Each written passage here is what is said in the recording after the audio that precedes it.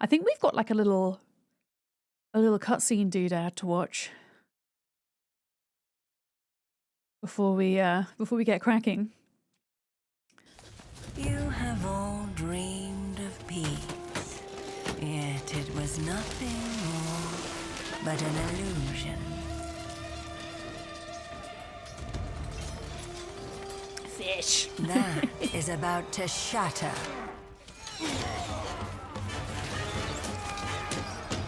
I think we've seen this before in the demo, unless they've added some bits in. Because I don't know, I mean, is the demo still up, folks, on Steam? Do people know? Because they had a pretty good demo. Like, it was a pretty full demo. Couldn't play all the factions, nor all the maps, but the maps that they did give you, you could play to the end. If you want to get your fix ahead of the 30th of April. So pathetic. So foolish.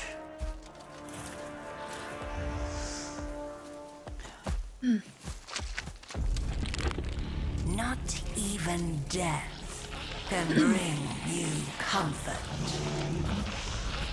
Okay, so we've got, who've we got here? We've got the dead dudes, the necromancers, we've got the dark elves with the minotaurs. And the dragons. Ah, did they take the demo off? Oh, damn it. Salvation. It was a very good demo. Your greatest Ah, desire. the new faction. One of the new ones, anyway. Embrace your The bugs. master. The Hive. I say one of the new factions. We had 4 out of 6 factions in the demo, which were the Dark Elves. We had Temple, who are kind of the humanoid, or the more human of the factions. And we had Schism, which is the faction that I'll be playing today, which is the kind of, I guess, a subset of elves that kind of descended into the ocean and developed Cthulhu-esque tentacles. And their kind of home biome is in the snow with an ice castle, hence why I call them Faction of the Fish Fingers. What was the other one that you could pick? There was one more. It will come to me. The 2 factions that are going to be released with early access are going to be the Hive, which is unlike anything we've ever seen in Heroes. The Hive are a group of insects, a group of bugs, and then also the Fae. I don't know what their proper name is, but Molly's saying, yeah, you like the Fae folks. Yeah. Usually, so when I've played Heroes in past games, I've usually gravitated towards the elves or the dark elves or their equivalent, because I don't know. I like the fact that they've got a lot of ranged units in them. Usually that tends to be part of my battle strategy, I guess. So I kind of wanted to do something a bit different this time. There are quite a few ranged units in the Schism faction, but we've not seen the fish folks in Heroes until Olden era, so we're gonna get acquainted with them. Do I do Dungeons and Dragons? I don't, Taff. I have a lot of friends that do and a lot of family that do, so I'm very familiar with it, but I've never played it myself. I would never say no. Hello, Ethereal. How's it going? Look who's there.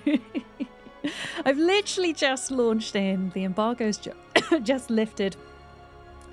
And I am so excited to get to stream this. Yeah, I think we're going to do...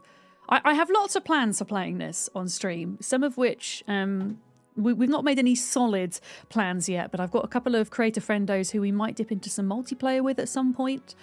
There's also an arena mode, a very quick fire, kind of quick battle mode that I want to explore at some point. But I think for the sake of today, and getting to do it in early access on stream for the first time, we will just do classic mode, which sets up most of it for us. We just have to pick our map. And the way that you pick your map is based on size, the number of NPC players that you'll be playing against, and also the kind of layout of where the players sit. Yeah. You're going to be around, but a bit split. You've got multiple streams on. It must be so exciting for you, Ethereal, at the moment. Thank you so much for dropping in.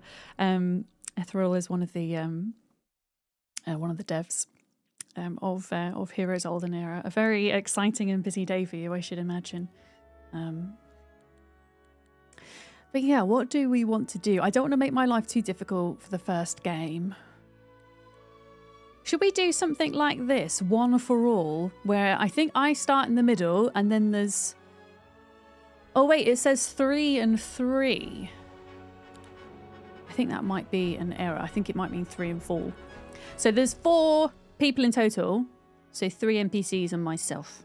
And then these are the people we get to pick. Oh, the Necropolis. That was the other faction. Yeah, you could be a necromancer if you want to. Necromancers have been around in Heroes for a long, long time. And Grove is a name that they've given to the kind of more elvish, fae-orientated faction. Dungeon is the Dark Elves. Hive are the bugs. Temple are the kind of... I say humanoids. They're not all human. That's a lie, because there's heckin' griffins. But... And kind of light magic-orientated beings and things, but... I don't know, they seem to have like more humans than the rest of them. But Schism, here we go. The faction of the fish fingers. A splinter faction of Alvar, this group has delved into the depths of water using ancient Vori rites. They possess the power to deny their opponents' abilities and magic while summoning ever-growing hordes of monstrous creatures to overwhelm their foes. So I like these guys because it involves more magic over might. Name of the game. You tend to end up going down one route or another. I guess you could play balanced if you wanted. I'm a magic girl, I think. And they've got a lot of ranged units, which is my jam. So we're going to go with these. The art is so cool. It is. I mean, I will admit, I always pick my starting hero based on the avatar and not their skills.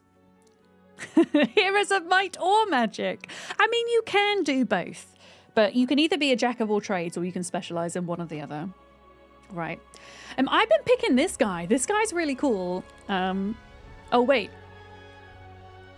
I need to hover over him and see what he does. But yeah, I just like the fact that he's like a little sea creature.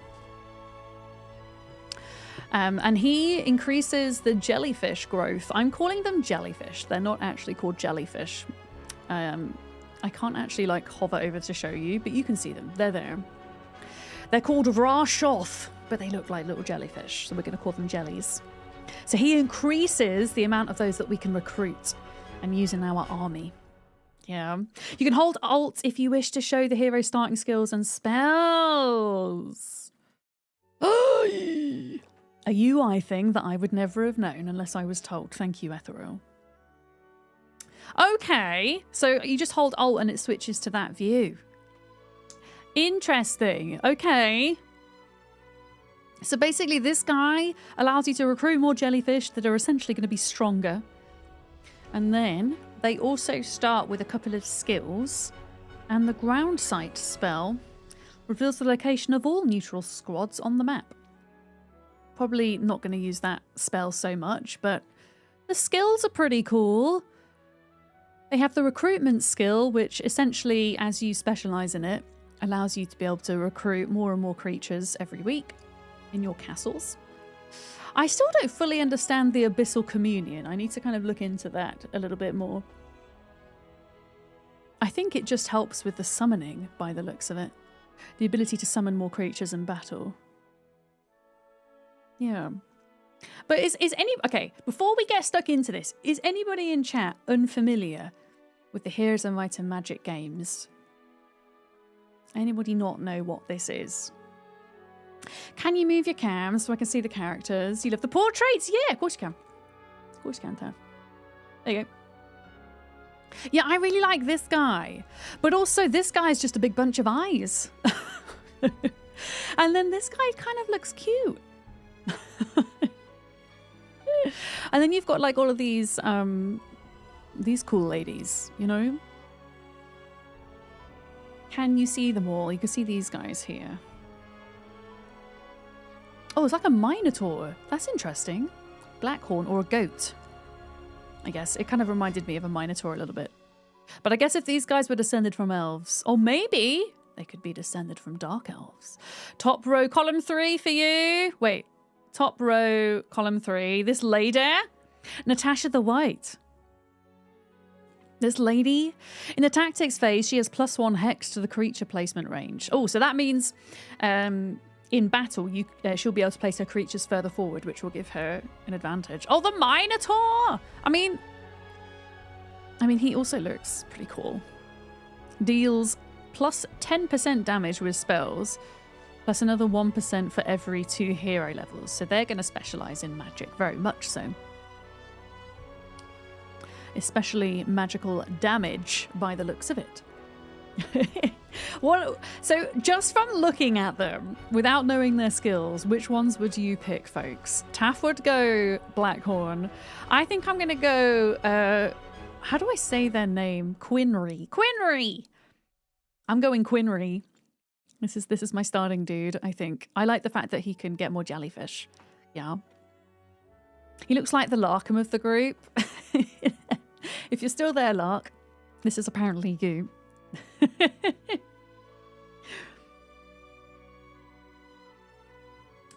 But yeah, you get to pick... I mean, this has always been the case with heroes. It's funny because we've played so many new games this week and gone through character creators. And I actually... Although, don't get me wrong, I love an in-depth character creator. I also just like being able to pick from presets as well. And getting to kind of... every time you kind of fail, trying to go back and master them, you know. Red Snade, 3rd row, 2nd or 4th? Yeah, okay, wait, 2nd or 4th? The guy with the eyes. Yeah, this lady looks fairly cool. I like her makeup. Yeah. The last in row 3... Tulketh. Yeah, these are really cool. I think we can get more heroes, though, as time goes on. But I am going to start with this guy as my main.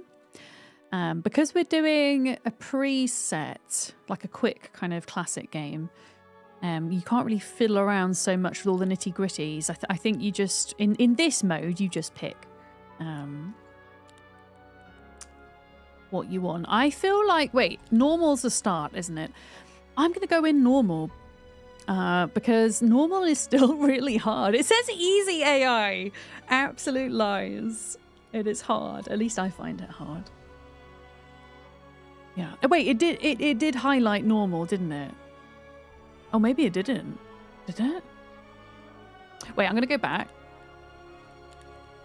I think that was the default. I think that was the default.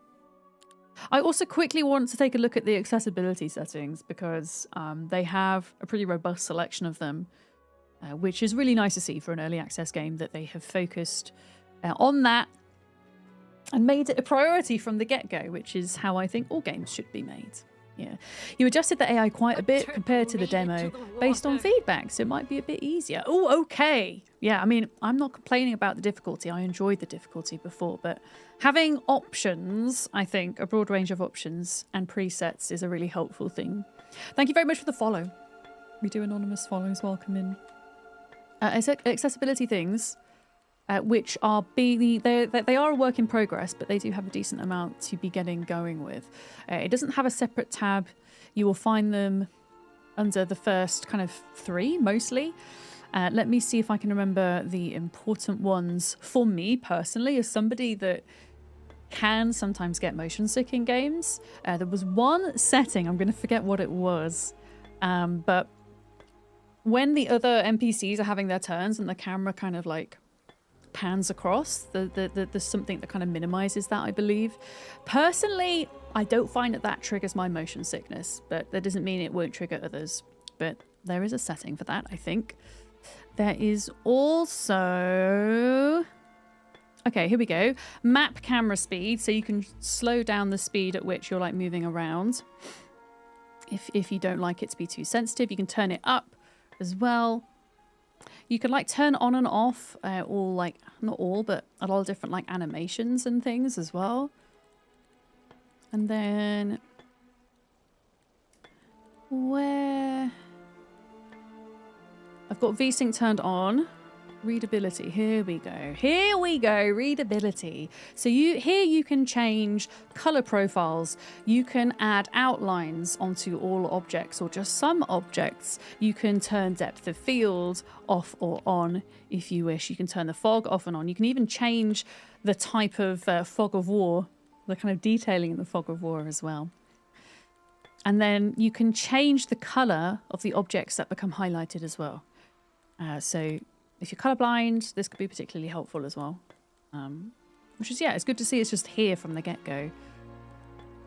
Battle highlights as well. I'm going to leave those on default for now, I think. You can change hotkeys as well. Keys under here. Okay, except... So I changed my fog of war to be cloudy. We'll see how we get on with that. I quite like the clouds. There was... Hang on. Wait a minute. Settings. Manuscript. Was it manuscript that I really liked? Yeah, this is the one. This is the one. I like this fog of war. I think that's really cool. How zoomed in do folks want us to be, by the way? Because we can be like all the way zoomed in here. We could be pretty far zoomed in. Or we can be all the way out here. I think this is more like Heroes of Might and Magic 3 style. Yeah. Yeah, the zoom's great. The zoom's hecking great. Jeff on YouTube, hello, welcome in. You can zoom in to see the details. Yeah, exactly. And the art looks great. All the little sounds. I might turn the sound effects down ever so slightly. Let's get that.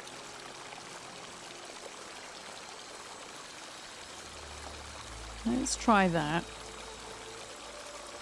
That's still quite loud.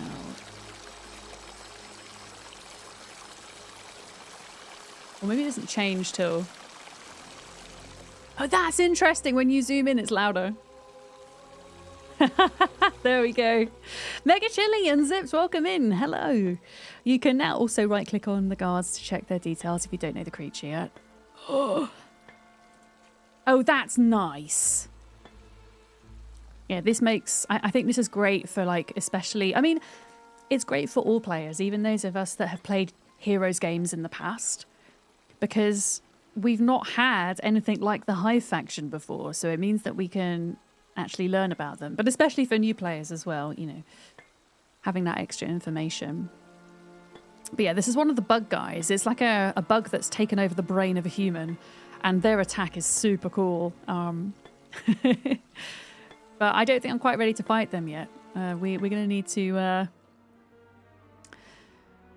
get some creatures in here.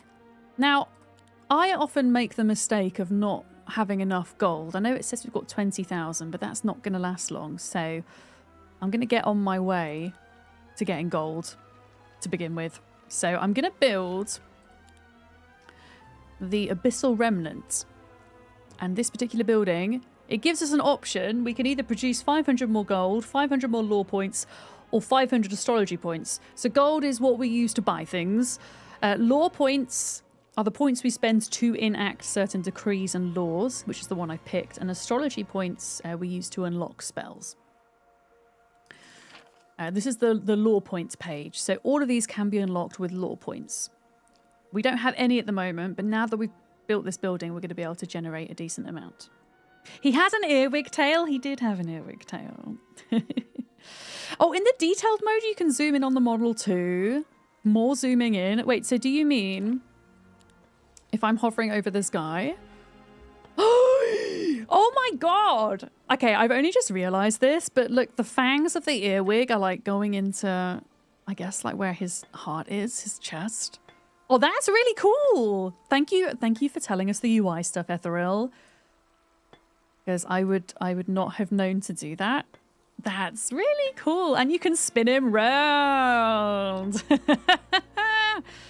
That's really awesome. And he's got a big old flame sword as well. Look at that. Amazing. So you're allowed to buy one building per turn. So I've already bought the building. I'm going to recruit my creatures. I've got 20 jellyfish and 12... Who are these guys? Who are you? You are cultists. 20 cultists. Okay, I think these are a melee... Yeah, so these are a melee unit, but they can attack one tile away, which is actually really nice because it means your enemy can't retaliate if you attack them first. You've just had an idea for an avatar for your dragon. A dragon string puppet. Yeah, I suppose the bug guy was a bit like that. It's kind of being controlled. The human being controlled by the bug, right? Yeah, and this guy also has long reach melee, which means they can attack from a tile away and avoid that retaliation attack. Okay, I'm only allowed one hero on... I don't know if it's on this map forever or just this particular instance in time. There are various things that allow you to recruit more. Does it say? It says hero limit reached. Yeah, I wonder if I capture more castles, maybe I can unlock more. Okay, so now this guy's not going to be as difficult to fight. They're normal battle. I still want to wait until it says easy. I'm going to wait until it says easy because actually there's plenty of things to go and collect in the world with the movement we have left. So we've got 4 gems. If we're running on the path, we're quicker as well. If we're going off-road, it's going to be a bit slower. So I've done everything I can this turn. Press the timer, wait for the next day. I'm just having a look. Is my camera position and everything good for the UI? I mean, it's not terrible. Let me just move a couple of things. That can go there. I'm actually going to move my camera up ever so slightly. I think it's more important you see the top of the map than it is these circles. These circles denote the NPCs. Yeah, there we go. Hopefully that all looks a little bit better. Okay, it's a new turn, it's a new day. And then at the end of the week, we're allowed to recruit a new batch of creatures. Stables. I can't go there because it's being guarded by a lethal battle. Let's not do that just yet. Alchemical dust. So these are our resources at the top. Gold, wood, ore, gems, crystals, mercury, and alchemical dust. Alchemical dust is a new resource to heroes. We've not seen that before until Olden era. Yeah, we've got to kill those skellies before we get the rest of it. So I'm just going to focus on things that I can grab for the time being. Okay, and then we can build something else at the castle. I quite like being zoomed in like this. I know the kind of classic view is being a bit further zoomed out, but oh yeah, bank. So this will give me an extra 1,000 gold daily. So that's why I wanted to get that first, because that unlocks the bank. So I'm going to build those and get a money supply coming in before I start building creature dwellings that allow me to recruit for an army. These are all the possible ones that that we can recruit. There we go. Okay, money is being produced. We can't move anymore, so next turn. I really like turn-based strategy. I struggle with real-time strategy where there's kind of no respite, no kind of downtime. Because with turn-based, I can just dawdle. Even when I'm in battle, I can dawdle. I can take my time. And I really like that. Okay, gems. Oh, this is important. This is an ore mine. And that is free. We don't have to fight to get to it. We've captured the ore mine. That's going to produce 2 ore daily. Dawdle. It's a good word, isn't it? Let's go to the sawmill as well so we can get wood production up and running.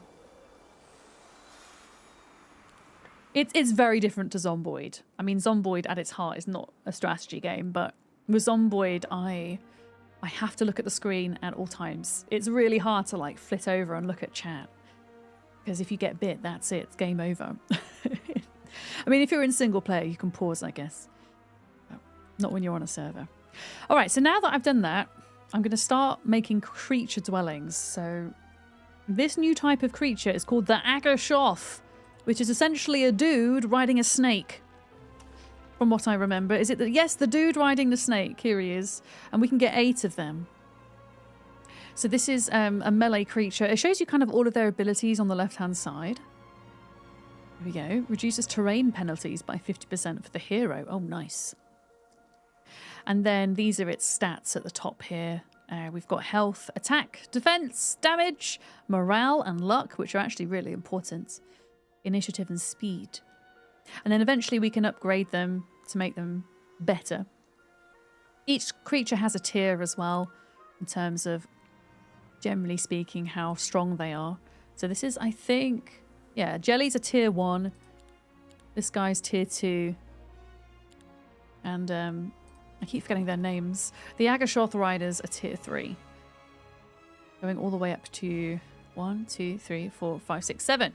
I think that's how it works. I think it's 1 tier a creature. I could be wrong though. That's just my understanding of it. Alright, sawmill captured. So we've now got a daily wood and ore production going. Oh, that's interesting. That's a portal. A lethal battle on the other end. That could be dangerous. There could be NPCs coming out the other side of that. What's this? Grants gold after defeating its guard. I don't... Oh my gosh, what are you? You're so cute. Oh my gosh, what are you? What is this? The name of this attack. Whee! Gives all friendly creatures +3 morale. Duration 2 rounds. A kitten horn. Wait, what faction is this from? I want 12 of them. Wait, what faction is this from? I don't know if Ethereal's still here, because they're in a lot of streams right now. What is this guy? It says that they're a magical creature, but I'm not entirely sure. Sometimes creatures, like NPC creature things that you find in the world like this, they don't necessarily belong to a faction. Sometimes they just exist. For example, in Heroes 2, I'm thinking about things like the ghosts and the genies and things like that. Yeah, they're like neutral creatures, thank you. So I couldn't start off as a hero in any faction and recruit these. The only way I can recruit these is probably going to be through diplomacy skill. And maybe there might be some kind of dwelling that exists on the map I can recruit them from. Yeah, it looks like a unicorn hybrid. Or if you play Ark, it looks like a Ferox Team Dims. Yeah. So the background can indicate the alignment. Okay, for the neutral ones, it's a star constellation. Thank you. There we go. So anytime we see that star constellation, it's a neutral creature. Oh, I kind of want to learn diplomacy so that I can try and win this guy over. I don't usually take diplomacy as a skill, but I'm going to be tempted. So we're not going to go and fight them just yet. They're so cute. I'm thinking about maybe going back to the castle. Oh, we can go down this way. Let's go down this way.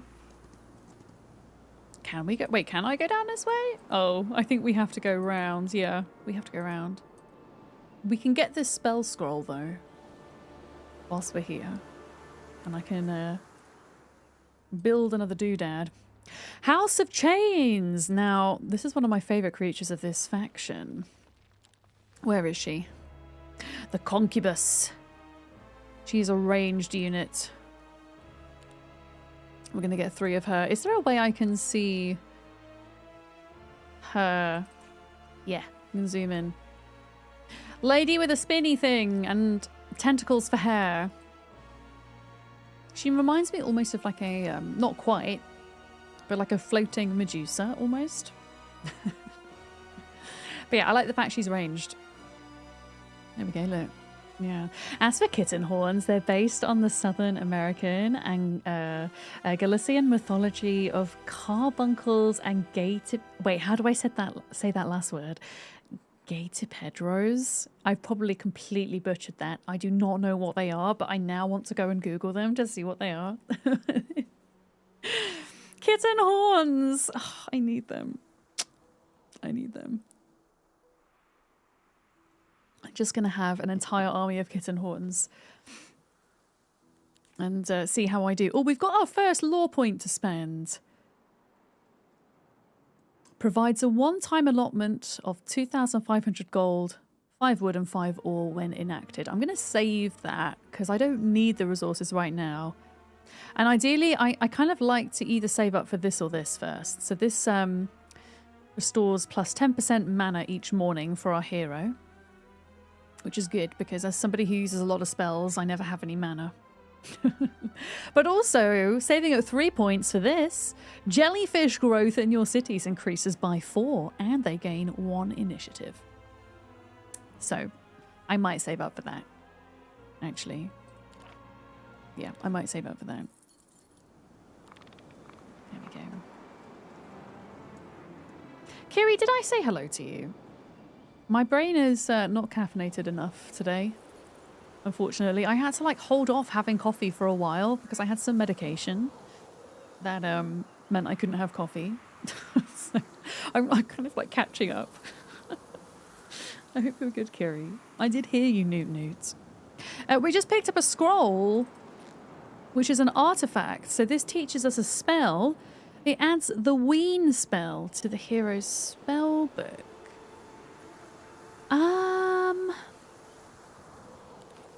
Here's my spell book. I don't think it shows spells. Oh, here we go. Battle spells. Reduces the duration of all positive effects applied to the target by 1.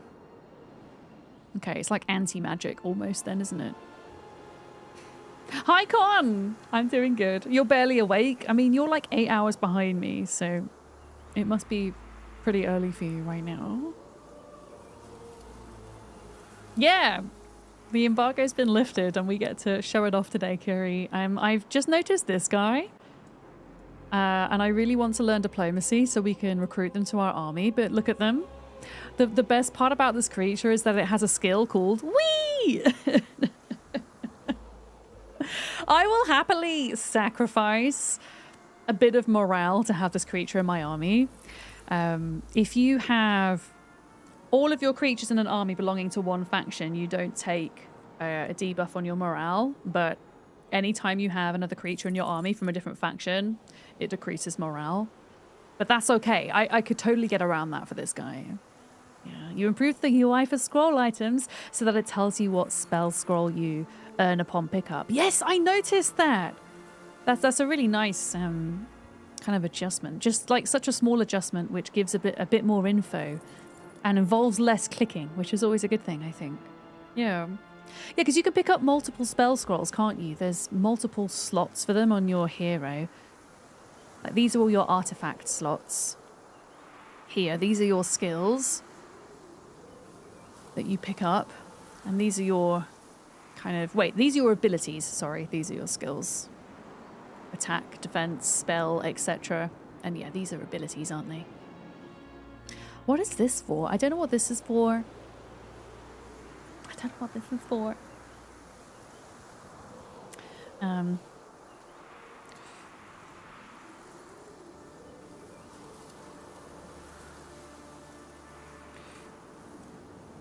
doing Discord things. I'm not a very good multitasker. There we go. It's 7:42 a.m. Yeah, that's early. To be fair, I was awake at 6:30 this morning. I've been waking up early for the past week so that I can bathe my tortoise in the morning, who is recovering from not being very well, bless him. And the only time he can tolerate having a bath is just before he kind of wakes up. Because tortoises are, they're cold-blooded, so they require an external heat source in order to heat their blood and to be able to move, essentially. So if you catch them before they've had a chance to warm up, you can give them a bath. And a bath is a very good thing for a tortoise. Yeah, I need to get the tortoise cam back up and running. Yeah, it is on my to-do list. I haven't forgotten. I've just been bombarded with other things I've been working on, I guess. You love the art style, isn't it? Isn't it great? I particularly love the ability to zoom in on the creatures, which is just, yeah, something I didn't even know we could do. And you can like spin them around as well. Whee! Just the little things, you know, just little things. If you've only just coming into stream now as well, you can also zoom in and out. You can go classic Heroes 3 style if you want, all the way out, or you can go all the way in. I'm not quite all the way in. I'm like here. I'm like somewhere in the middle. Yeah, they've done a really good job with the style. I think it's it obviously pays homage to earlier Heroes, particularly Heroes of Might and Magic 3, if you're familiar with the other games. But it also has a more modern feel, definitely. Yeah. What are we doing? I've done a lot of nattering. We picked up our scroll and we've still got a bit of movement. Yeah, I'm going to send this guy back so that we can... Oh, yeah. Oh, yeah, we can't go round that way. I wonder, can you go round this way, though? Because there's a path here, look. I can. Look, I can go up here. Once per game grants a random artifact, but it curses the plunderer. Do we want to be cursed for a random artifact? I feel like the strategy here, and this is going to be a bit mean, but if we can recruit another hero at some point, you would get them to be cursed, pass on the artifact, and then dismiss the hero. I don't want to curse my main guy. Is it just me that would do that, or would anybody else do that? And then just banish them after they've been cursed. But they would probably like come back to bite you in the bum later, wouldn't they? Like one of the enemies would recruit them. I know, I'm sorry. I'm sorry.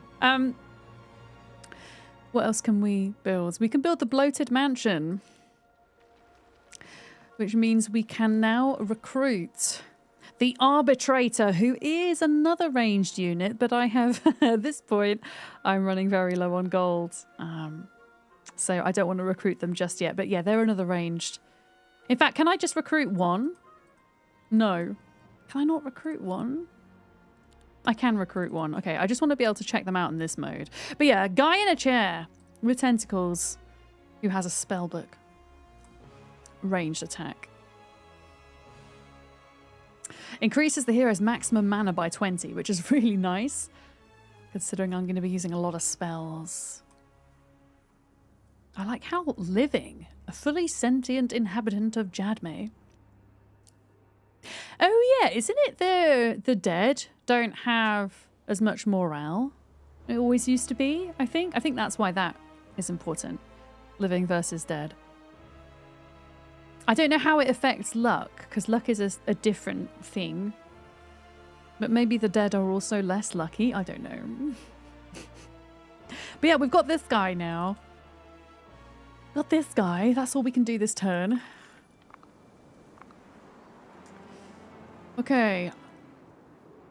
I'm trying to like work my way back round to here if I can.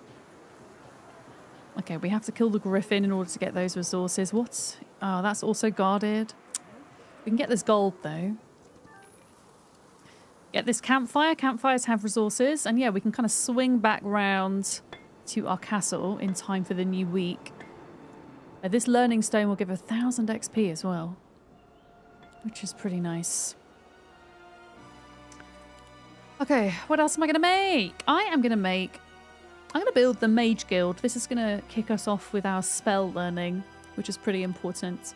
And it will also unlock the ability next turn to build, yeah, the Disturbing Summoning Rite, which allows us to recruit a new creature. If I can afford it. I'm spending all my money at the moment. I mean, I do have the ability to get a little bit extra if I really need it. But I am ultimately trying to save up my points for this if I can afford it. Now we shall see. What spells have we got? So Magic Observatory. This is where we spend our astrology points if we... I believe that's what we do. If we want to unlock more spells. So I'm looking at these spells. They're from different magic schools, I think. We've got Nightshade magic, Primal magic, Arcane magic, and Daylight magic. I tend to gear towards more Arcane and Primal. And then sometimes Nightshade. I rarely go into Daylight magic. I'll be honest. So this is more kind of focused around buffing, like giving positive effects to creatures in your army. This is more about giving negative effects to your enemy's army, and these are more focused on attack and defense spells. Yeah, if you're Temple faction, I call them the more humanoid faction. I know technically there's griffins and magical beings, but they're more human, most of them, I think, than some of the other factions. Yeah, they pair very well with Daylight magic. I don't tend to play them a lot because I tend to gravitate more towards the kind of the fantasy beings. Yeah, knights is probably a good way to describe them. And actually in previous Heroes games, I think they were called knights. In some of them, weren't they? Was it Heroes 2? They were knights. I think that's the heroes I'm most familiar with.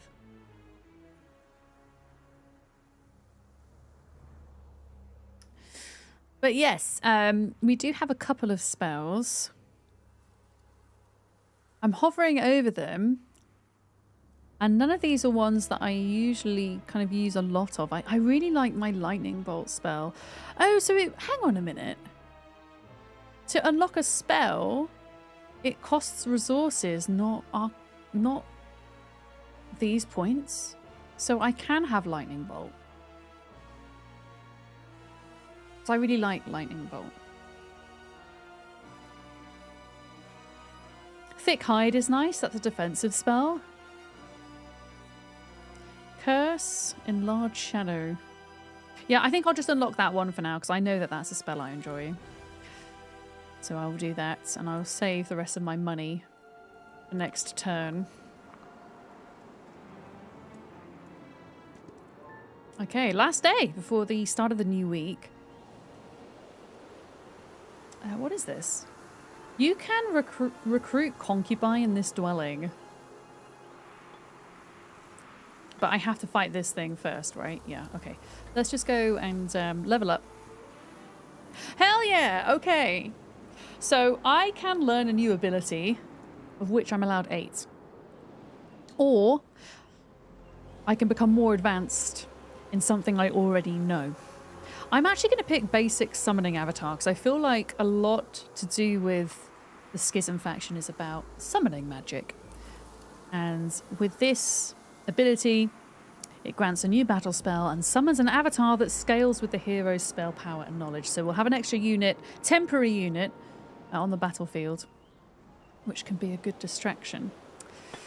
But yeah, we can go back. Can I fight this guy yet? Normal battle. Next turn. Hi, Vixu! How's it going? We will... Next turn, I'm going to go get some creatures and we'll go get this gold mine. I think.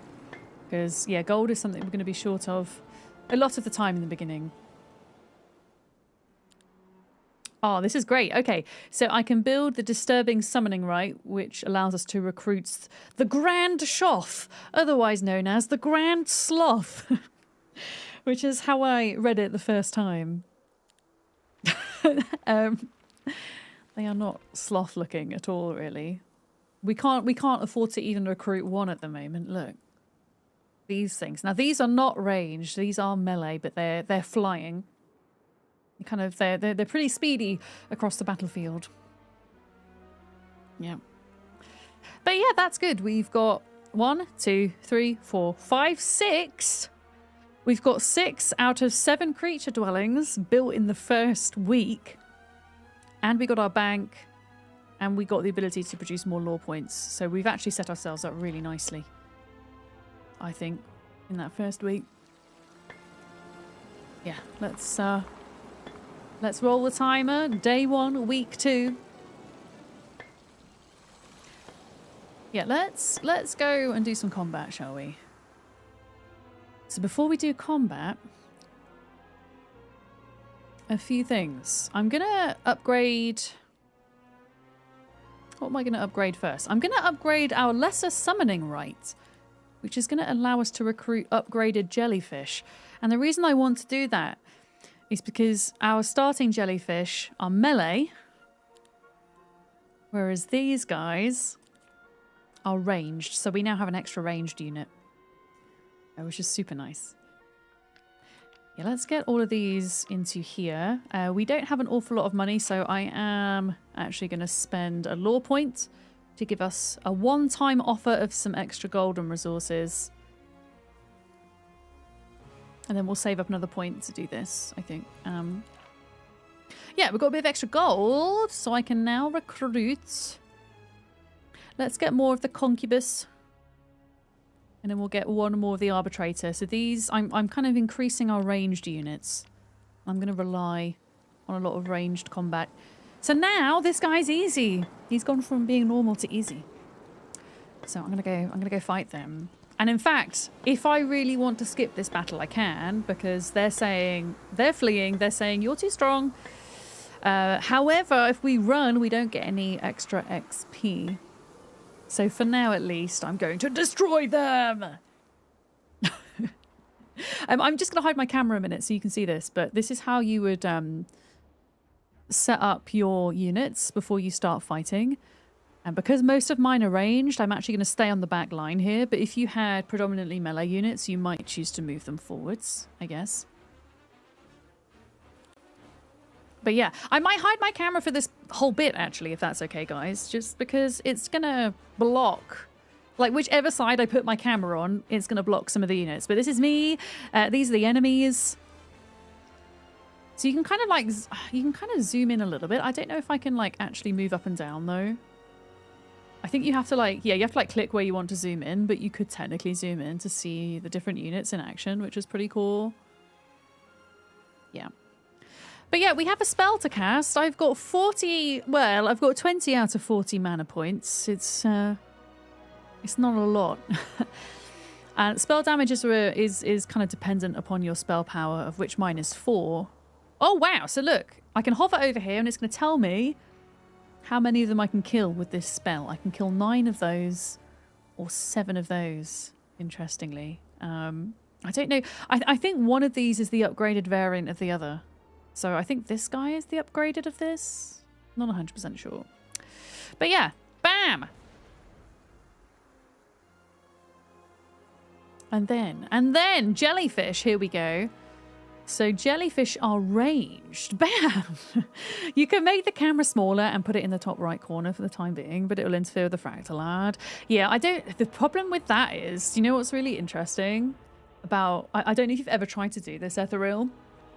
So whenever I try to move my camera to the opposite side of my streaming overlay, I have to flip the camera because I have this thing where I like my camera to be like looking into the stream, like looking into the action. And so if I move the camera, I have to flip everything. And I don't know if you've ever tried to flip a camera, but it makes your features appear like really odd and asymmetrical. It's really bizarre. Yeah. Yeah. Yeah, I just like to be like looking into the game. I don't know as viewers what you guys prefer. Or if you even notice that type of thing when you're watching a streamer, but it's something that I notice when people are looking out the frame. Like if I was, hang on, if I was like looking this way. So yeah, I think we will just hide it some of the time. That's okay. We don't have to hide it all the time. There we go. Yeah, so I could attack them. Yeah, I'm going to. There we go. Ranged jellyfish has killed 8 of those units. I'm actually going to skip the turn of my melee units. I'm going to let them come to me before attacking. That will give me a little advantage, and I'll get a bit of extra defense for the rest of the turn if I do that. And we can get all 11 of these in one go. Bam. Dead. Didn't even get a chance to go. I don't think you don't think you've ever noticed that I was flipped, but it would seem odd if you were looking off to the side. I tried to flip myself, my camera once. I think that was when I was playing RimWorld, and I just noticed that all my features were like bizarre. Yeah. I squished the bug. I did. Another new UI feature is that underneath your hero portrait is a button that lets you check all the equipped items. This thing? You mean this thing?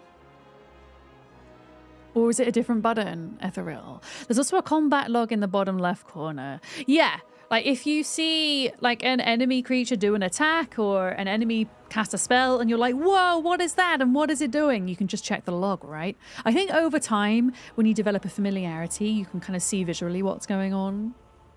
This thing! Yeah, it shows you what we have and the abilities and stuff. And wait, where's the battle log? Is it this thing? Battle log. There we go. So yeah, if you're ever like, what the hell was that spell or that attack? You can just go back and look in there. So yeah, it's just this guy left. And our concubus is also ranged, so she's going to go in. We should take no losses from this. It's their turn now.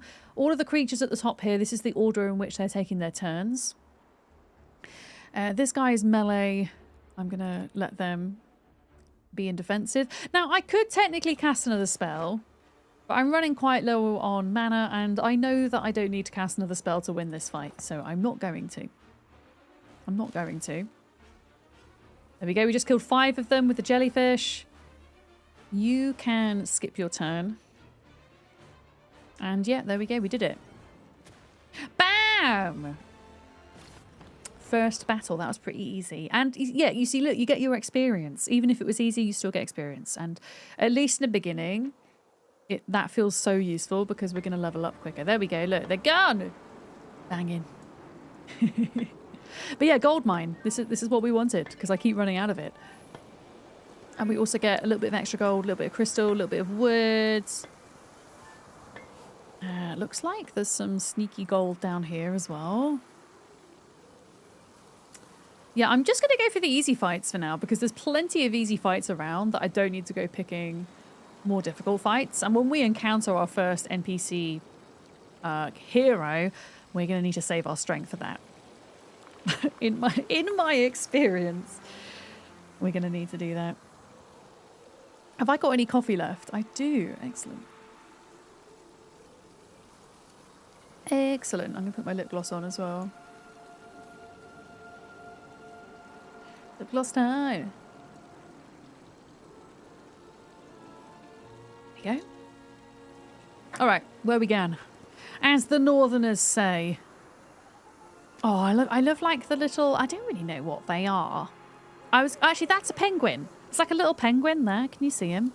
This is just a floaty, I don't know if there's an eye with tentacles, but just the little details. They're super nice. Sleepy Dragon, give me some context. Sorry, I don't understand the message. Give me some context. Are you talking about real life or a game?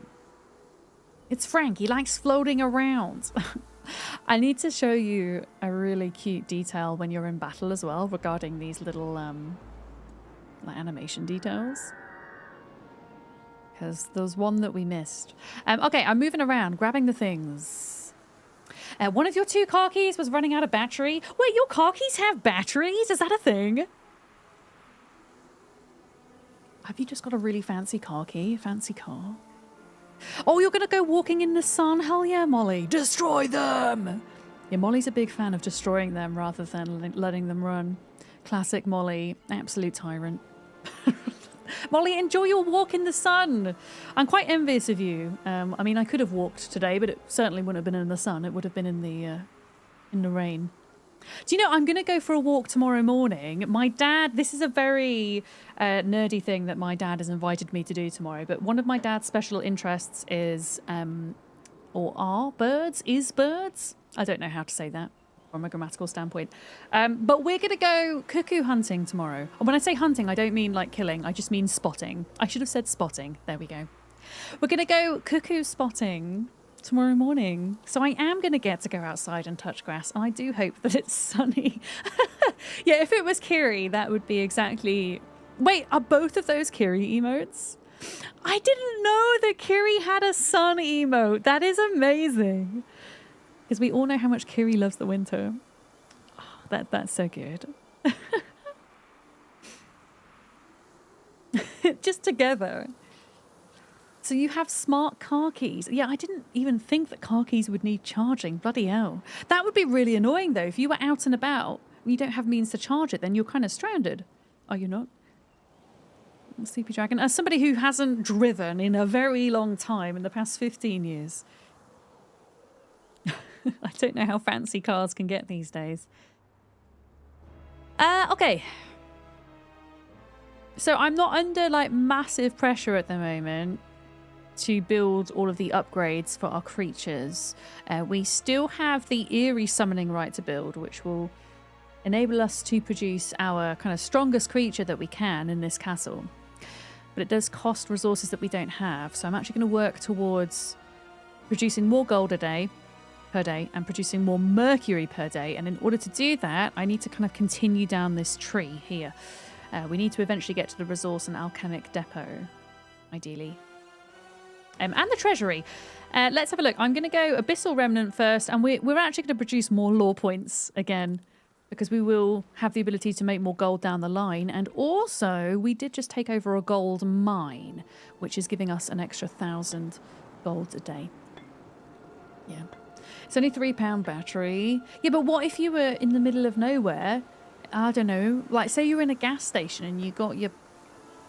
I don't know. You got out your car and then you couldn't get back in because your key died. Or is that not how it works?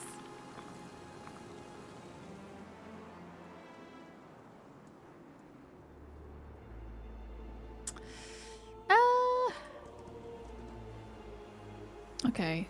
I'm just kind of checking out what we can kind of grab without fighting, or what is an easy battle.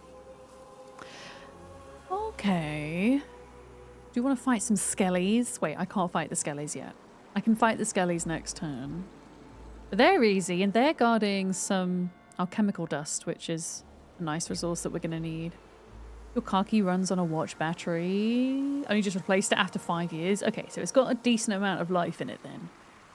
Yeah. That would be my fear, though, that it would run out. And I'd be stuffed. Oh, we've got 3 lore points to spend, so I can enact this law. Jellyfish growth increases in cities by 4, and they gain an initiative point. So I'm going to spend my points on that. I can still build something. Why can't I build the resource depot? Because I need the marketplace. Okay. I'm going to build that. I'm going to build that. I'm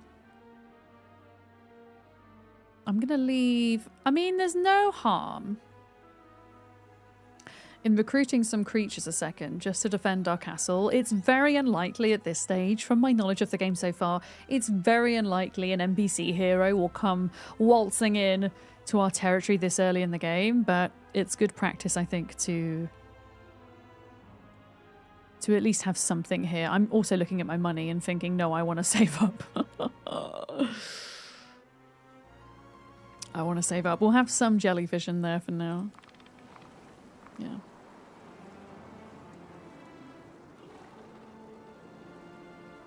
I might turn the music back up. Well, not the music. Sorry, the I turned the sound effects down too much. SFX volume.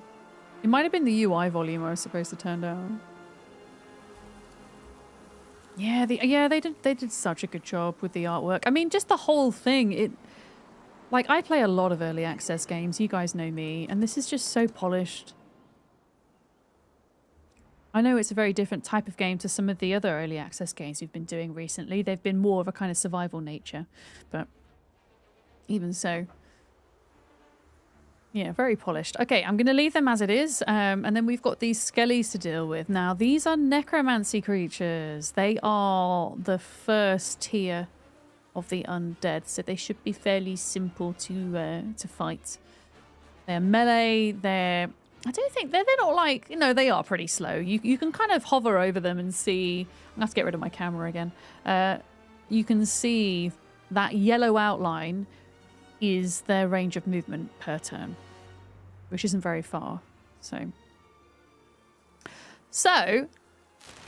I'm not sure if we'll kill them all by the time they get to us. So we should do a spell. We should do a spell. Lightning Bolt kills 11. Let's do that. Solemn Viper, how's it going? Hi, welcome in. Welcome, welcome. My range units are going to go into defensive mode. Sorry, my melee units are going into defensive mode whilst we use the ranged to try and take care of as much of these as possible. Something that we've not touched on with combat yet is something called focus points, which generate through basically many actions on the battlefield, through dealing damage, through taking damage. Once you get a point, you can spend it on either a creature special ability or a hero special ability, which is a new feature compared with the other Heroes games. At least from what I remember. Because, wait, the Heroes game that came before this was Heroes 7, right? There wasn't a Heroes 8. Because I played quite a bit of Heroes 7. Now, I am going to potentially use another spell. Guillotine. Arcane magic. Deals 42% of target enemies' maximum hit points as damage. So that's not really useful on the lower tier creatures. I'm going to keep hold of my spell points for a minute. Because I really only got enough for like 1 or 2 more. Yeah, I'm going to hold on to it. But I might end up summoning an avatar. If I need to. Yeah, it was Hero 7 in 2015. Oh my god, like 11 years ago. Yeah, I played a lot of Hero 7. I know a lot of people were like meh about it, but I really enjoyed it. I didn't play 4. I didn't play 6. I know very little about 3. Played 2 to death. And I played a bit of 1. Yeah. Yeah, of course you can, Solemn Viper. If you've got any questions about the Heroes franchise as a whole, absolutely. I might well not know the answer, but you can ask. Yeah, that's absolutely fine. Okay, I have enough focus points to do a heroic strike, which is an ability from my hero. I'm gonna try and get this entire stack down, so we've only got 1 to worry about. That's gonna be my strategy here, I think. Defensive stance for you. These are gonna move forwards. Oh, it's about arc. Okay. Okay. When it comes to arc questions, if it's something that can be answered quickly, absolutely. But I would say if it's something that requires a more hefty discussion, then it might be something best reserved for Discord. Because I don't like to kind of deviate from what I'm doing too much. But if it's like a yes, no kind of answer, absolutely, I would say. Some of the old favourites, like the Settlers series, had evolved away from the old formula with sequels. Was that how it was with Hom? No, Hom has kind of stuck to its... I mean, when you say old formula, do you mean the old formula of the Heroes and Might and Magic games? Or is there some kind of generic old formula for turn-based strategy that I'm maybe a bit unaware of? Because I feel like if you compare Heroes 1 to this... the formula of the game hasn't actually changed much. Yo. And this is heavily based around Hom 3. Hi, Computer Nerd. Hi. Hi, Roy on YouTube. Yeah, we've got early access to the early access. Yeah, we're doing a classic playthrough. I can't remember the name of the map, but there are 3 NPCs and then myself. We're playing just normal presets, normal difficulty, just to kind of get a feel for it. We're playing the Schism faction. The fish fingers, as we call them. Yeah. All right, jellies. Attack. Can I use my lightning spell now? I can. And I'm going to start tackling this group now because they are getting a little bit close, so I can still put my melee units in defense. I'm actually going to do something here. I don't know if you can tell this detail because it is a small one, but see when I'm hovering over the enemy, my cursor is a broken arrow. Can you see that? It's very small. That means I'm going to deal less damage because they're further away. So if I can get this unit a little bit closer, this guy can do full damage. So by waiting for my turn, it puts me later in position, which will allow me to do more damage. Yeah. Yeah. So, okay, with Discord link, I have to send you it privately, Solemn Viper. Have you got your Twitch Whispers open? If you have, we can send you an invite. let me know and I can maybe see if one of my mods is around to send it to you. And if not, I can send you one at the end of stream. Yeah.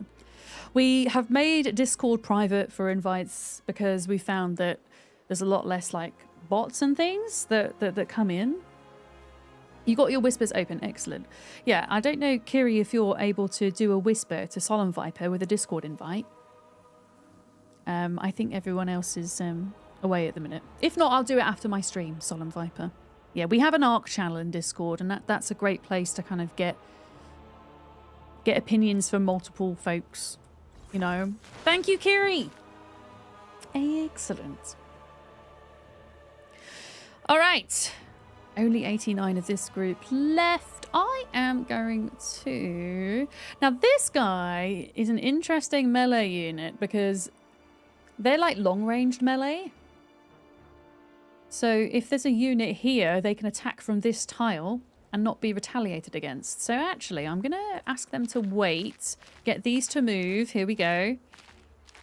And I might kind of get them to finish this guy off. So let me show you.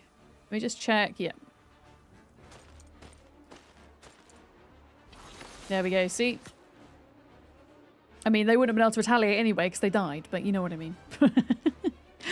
And then now the arrow isn't broken anymore on my cursor.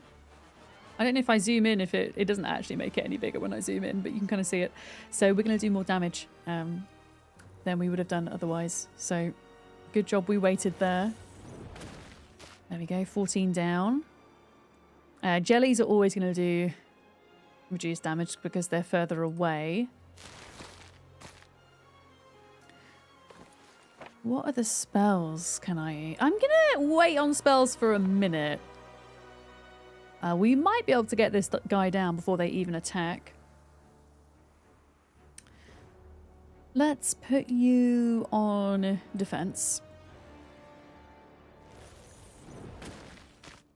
13 down. 25 to 36 down.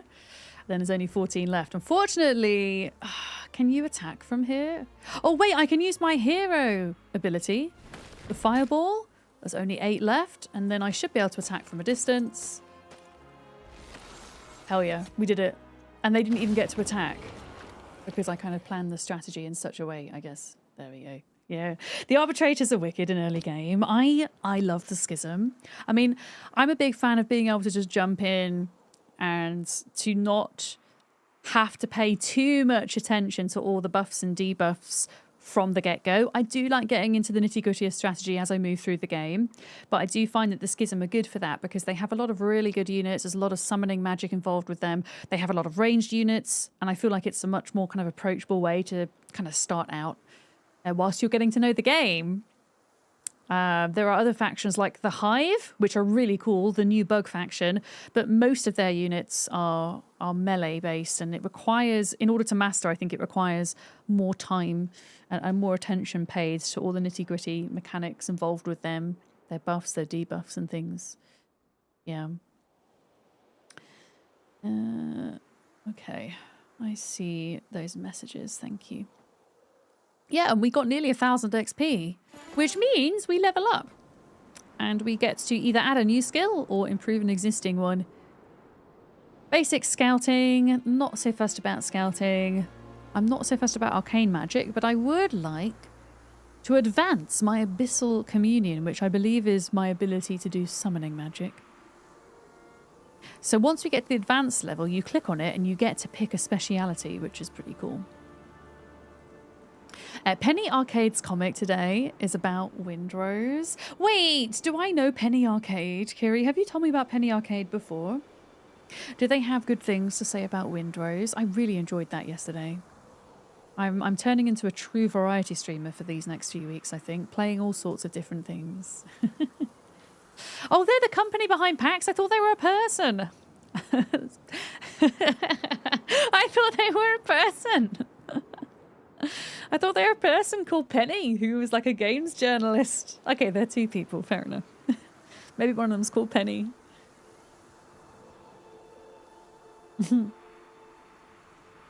Okay.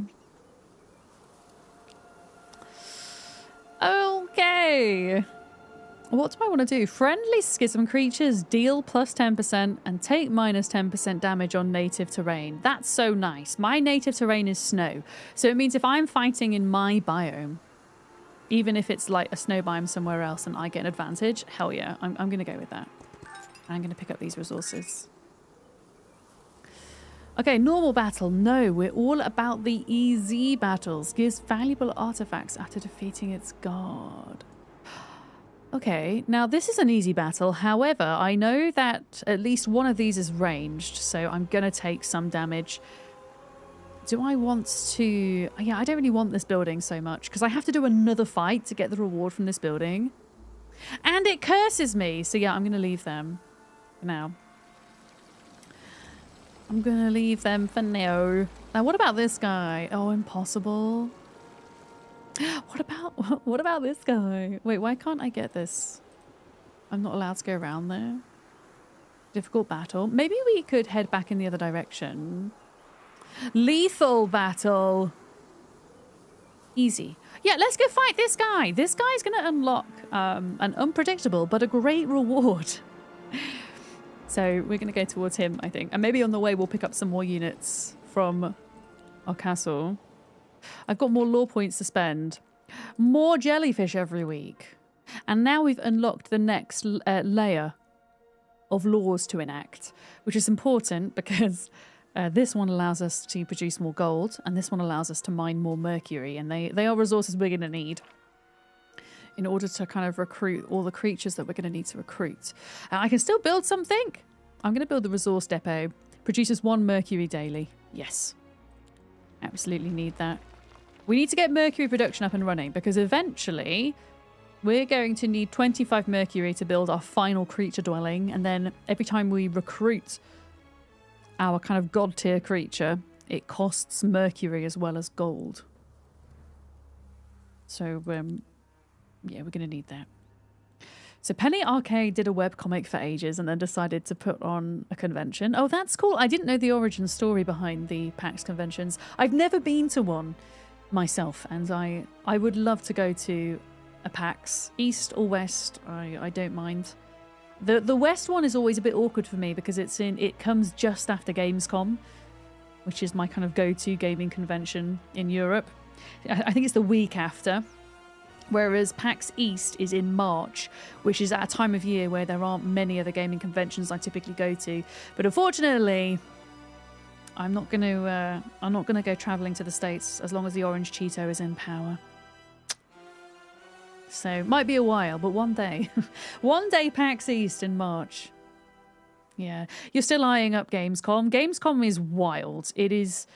I mean, I think there's close to 350,000 people going over 5 days. It is, I think at this point, the largest gaming convention in the world. It's huge. Gamescom is something, like sometimes I go to conventions for a bit of kind of community and socialization like we did in the UK at DreamHack. And then sometimes I go for more kind of businessy things, which is what Gamescom will be for me. We're being raided. Hi. I am Mr. Attitude. How are you doing? Welcome in. Wait, we're raiding? Wait, Kiri? Wait a minute. What is happening? Kiri, are you bringing your friends here? Please tell me. Please tell me what is going on. Welcome in. Wurtle, Fack, welcome. You're raiding with attitude. Hell yeah. We like to see that. Well, it is lovely to meet you all, Raiders. What were you doing today? What were you playing? Oh, Mr. A can't stay. He's recovering from retinal detachment. Holy crap. Well, please, I am Mr. Attitude. Go do your post-stream self-care and rest things. It sounds like that would be a very useful thing. But thank you for bringing your community here. I will do my utmost best to take care of them in your absence. Folks, go make a new friend. Go drop a follow. I will go and drop one myself as well so I can check you out when I'm not streaming. Yeah. You got to raid and run? Yeah. Go rest your eyes. Absolutely. I should imagine, yeah, not having too much screen time is going to be really important for you at the moment. And you were playing Valheim. Well, Valheim is one of my favourite games. I absolutely adore Valheim. I've played Valheim with Kiri many a time. We've had many interesting Valheim adventures.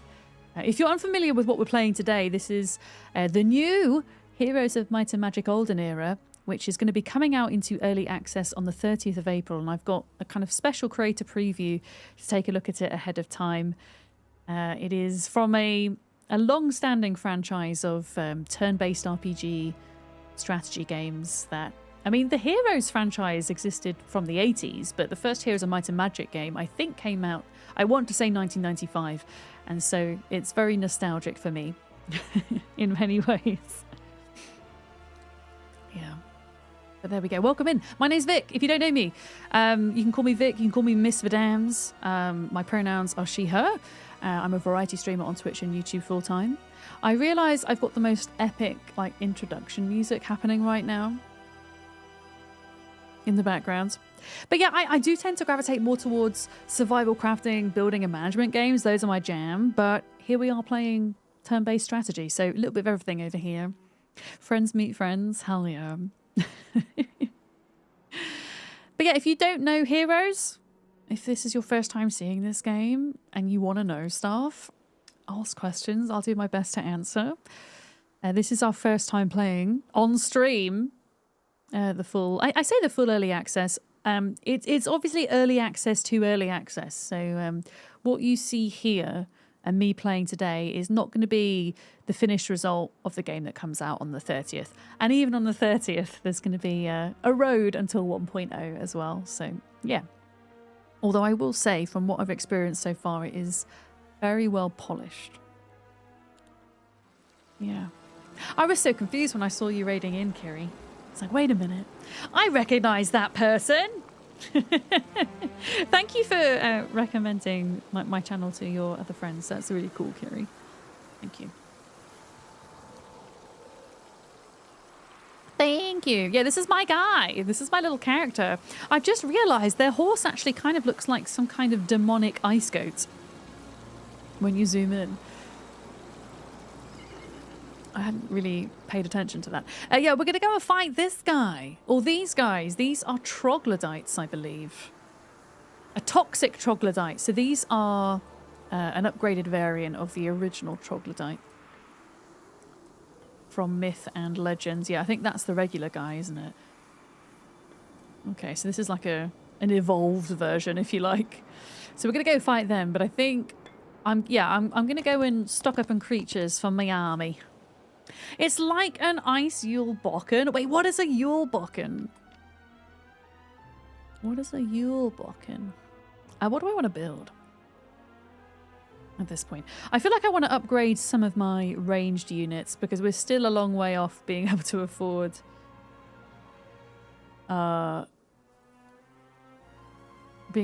this. Oh wait, it's not as expensive as I thought it was. 12,500 gold. Yeah, I think we're going to upgrade our concubi. Who are these? So I can now upgrade, and then we can pick which one we want to upgrade to. They're similar, but they will have slightly different special attacks. There we go. So you can kind of hover over them to see the differences. It's a Yule goat! Oh, okay. It's the Christmas goat in Sweden made of straw that may or may not make it through the holidays thanks to arsonists. Oh gosh, okay. So it's a kind of tradition then, I guess. Yeah.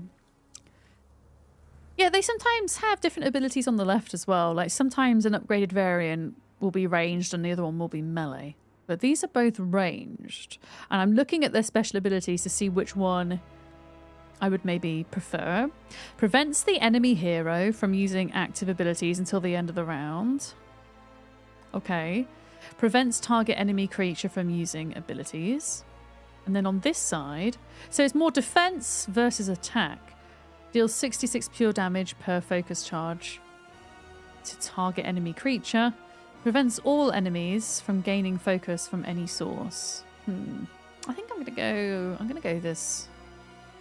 I'm gonna go this. And then we have some other creatures that we could hire.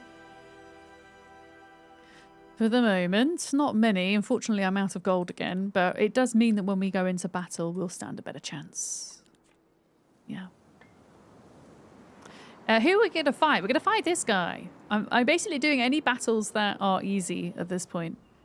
Are we doing a useless trivia question of the day as well? We are. Let's have a look. Has anybody got the answer yet? The question is what... Wait. No, I'm going to start that again. When this was first introduced, it was known as the Pluto Platter.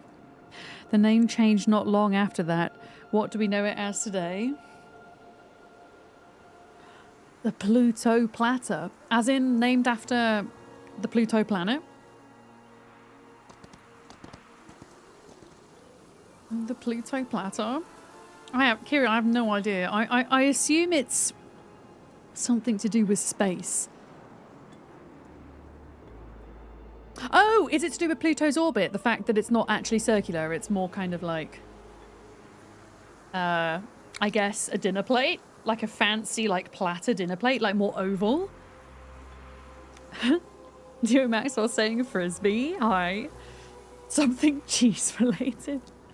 I would guess it's Pluto's orbit. Oh, it's a frisbee. Okay, well, fine. Fine, I'm wrong. Elliptical orbit, yeah, that's it. All right, let me just build something first if I can afford it. Yeah, what are we... So we need... How many mercury to build this? We need 20. Yeah, we're still a bit of a ways off, so I am going to invest in some other creature upgrades for the time being. There we go. You collected frisbees as a kid. Have you ever played a sport? I don't really know if it's classed as a sport, but have you ever played frisbee golf before? It is so much fun. Oh my gosh, hi Penny. Penny, do you want to cuddle before I do this fight? Hi folks. Cat cuddles before we go into battle. Yes, it's not supposed to be interesting. It's supposed to be useless. Yeah, frisbee golf. I loved frisbee golf. It's so much fun. Essentially, it's like a kind of golf course, but instead of having a hole that you put a ball in, you have a basket that you have to try and get a frisbee in. Oh, you actively play frisbee golf, Coraman? That's amazing. Yeah, I think, I guess depending on where you live, the courses aren't that common, right? And you kind of need one to play. For those of you that are new to my stream, this is my cat Penny. Before we enter into battle, I will introduce her because she's having cuddles.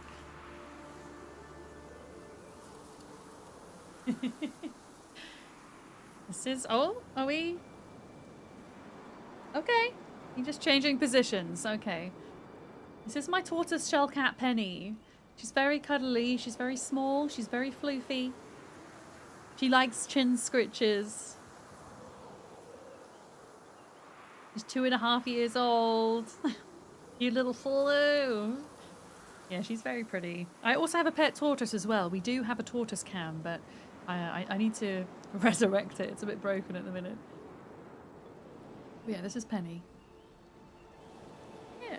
She usually comes upstairs about this time, trying her luck to get her dinner several hours early.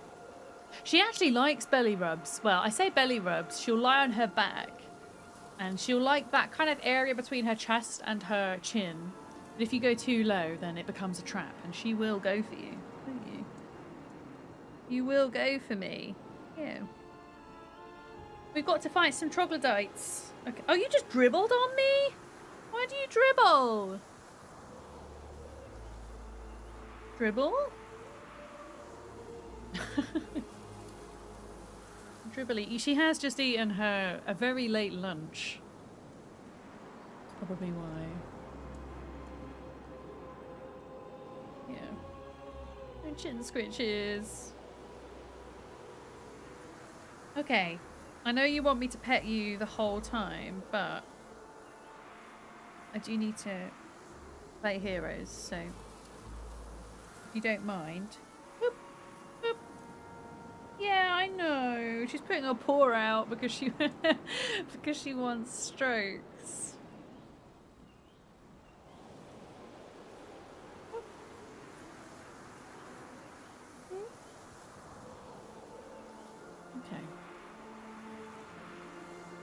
Dribble is a sign of love. I think dribble is also a sign of I've just had my lunch. Okay, I'm going to try and shift myself back towards the desk. Oh, she's jumping down. There we go. We've had cuddles now. We can get back to fighting. All right, let's take on the troglodytes. An easy battle. I could let them run, but because I'm still learning about all of the different creatures and all their different strengths and whatnot, we're going to destroy them. And I've been hiding my camera for the boss fight so that you can see my army versus their army. I think we've got this somehow. These guys are a tier 1 creature, but they can move a bit more quickly, ever so slightly more quickly than the previous guys that we dealt with. So I'm going to try and do this as quickly as I can. And my strategy at the moment is, whilst I'm dealing with weaker armies, is to try and get all of the damage in via my ranged units and just let my melee units sit, really, until they come to us. This is the strategy. And it seems to be working so far. There we go. We're going to wait on you as well. And then we're back to square one. I'm going to hold off on my spells. I can use my lightning again next turn. Let's deal. This guy is slightly stronger than this guy, technically. They're like an upgraded variant of this troglodyte. So I'm going to try and take care of this entire stack first. 13 versus 13. Yeah, let's deal with all of them. There we go. And then we've just got this one to do.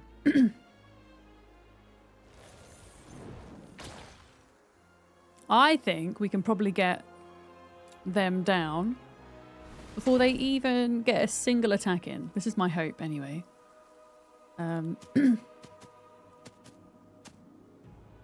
then they can attack from one tile over so they don't get retaliated against.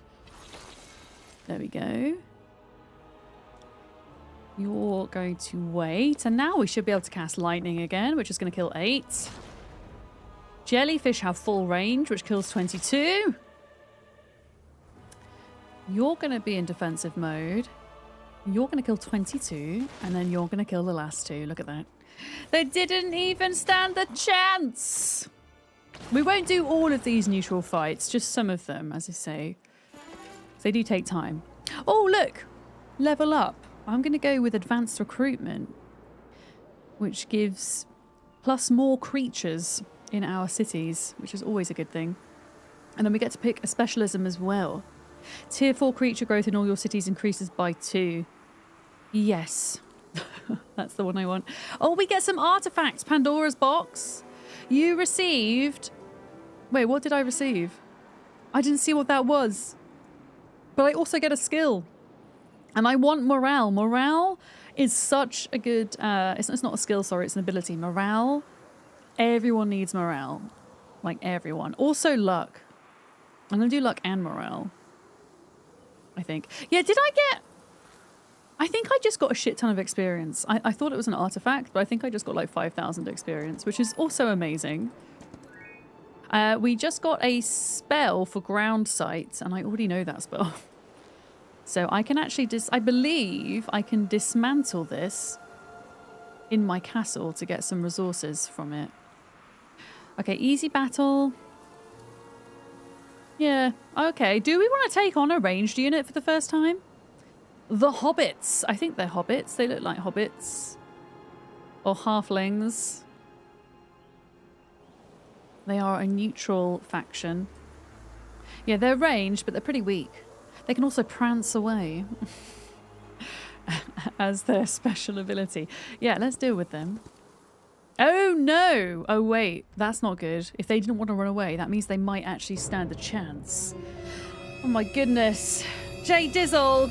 A smelly battlefield. God, I love it. Oh my goodness, and a resub. Thank you so much. Just subscribed. Dramatic 50 farts. 50 months. That's a very long time. Jay Dizzle, thank you so much for your 50 months and for the bits. You are absolutely epic. I hope you're having an excellent day. Thank you very much. And now I don't know if you remember Heroes of Might and Magic from back in the day, but they've got a new game coming out at the end of the month, so we're getting an early look at it, which is pretty cool.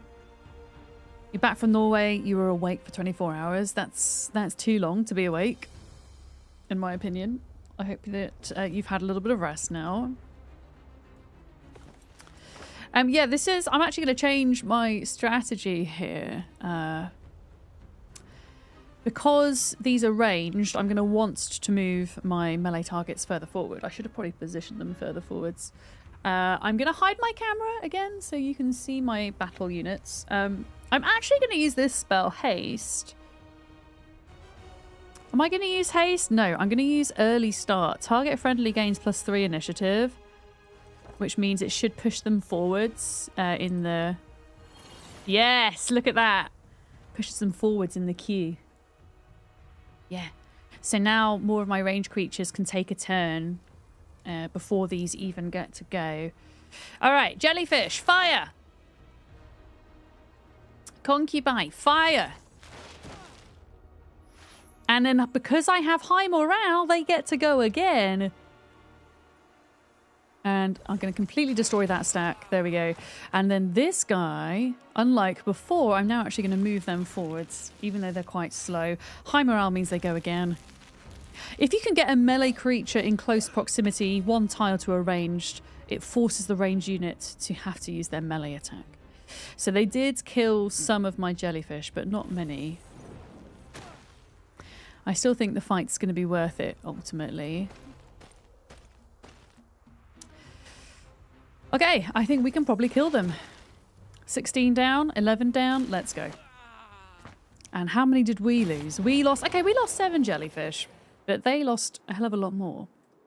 So there we go. Wait, you had Heroes of Might and Magic for Game Boy. I didn't even know it existed for Game Boy. That is really fecking cool. I am going to advance my morale, because that is such a nice thing to have. To have a chance that your creatures can take an extra turn is really nice. So my specialism could be enemy morale is reduced by 1 in battle. Because if you have low morale, it means that your creatures might even lose a turn. Friendly creatures' chance to take an additional turn increases by 1%. That seems quite a low percentage to me. I don't know.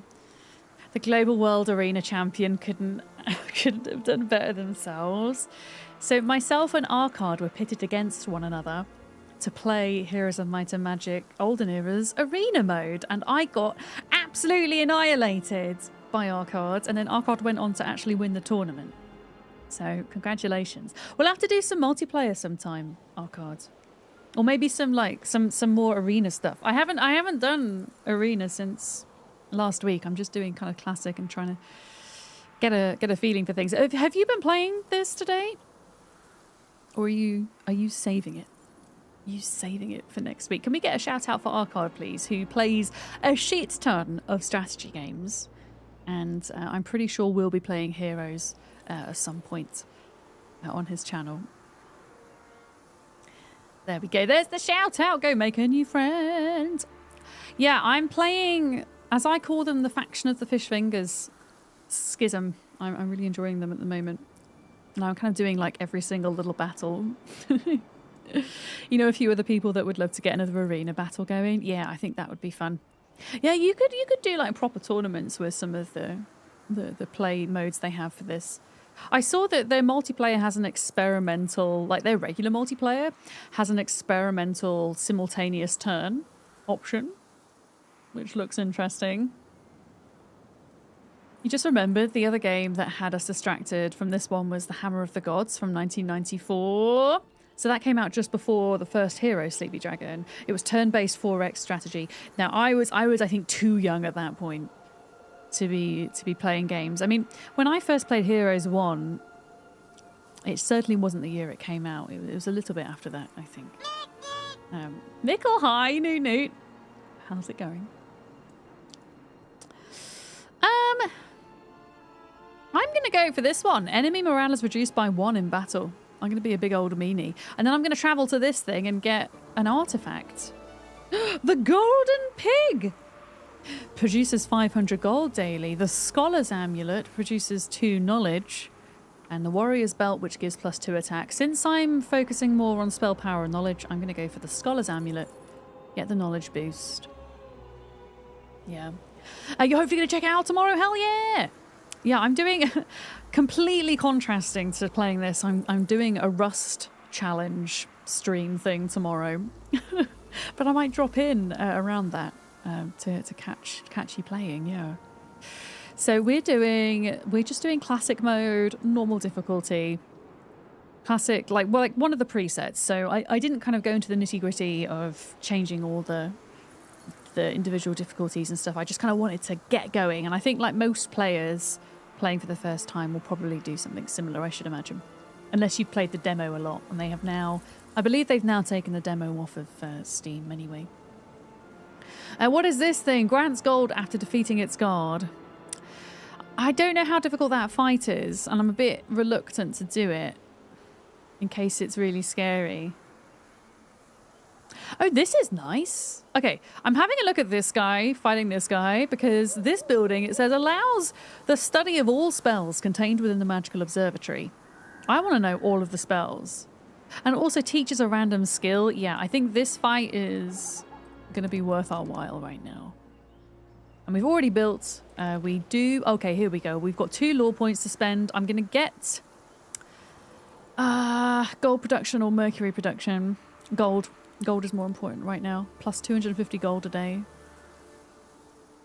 I need it. All right, end of turn. End of turn.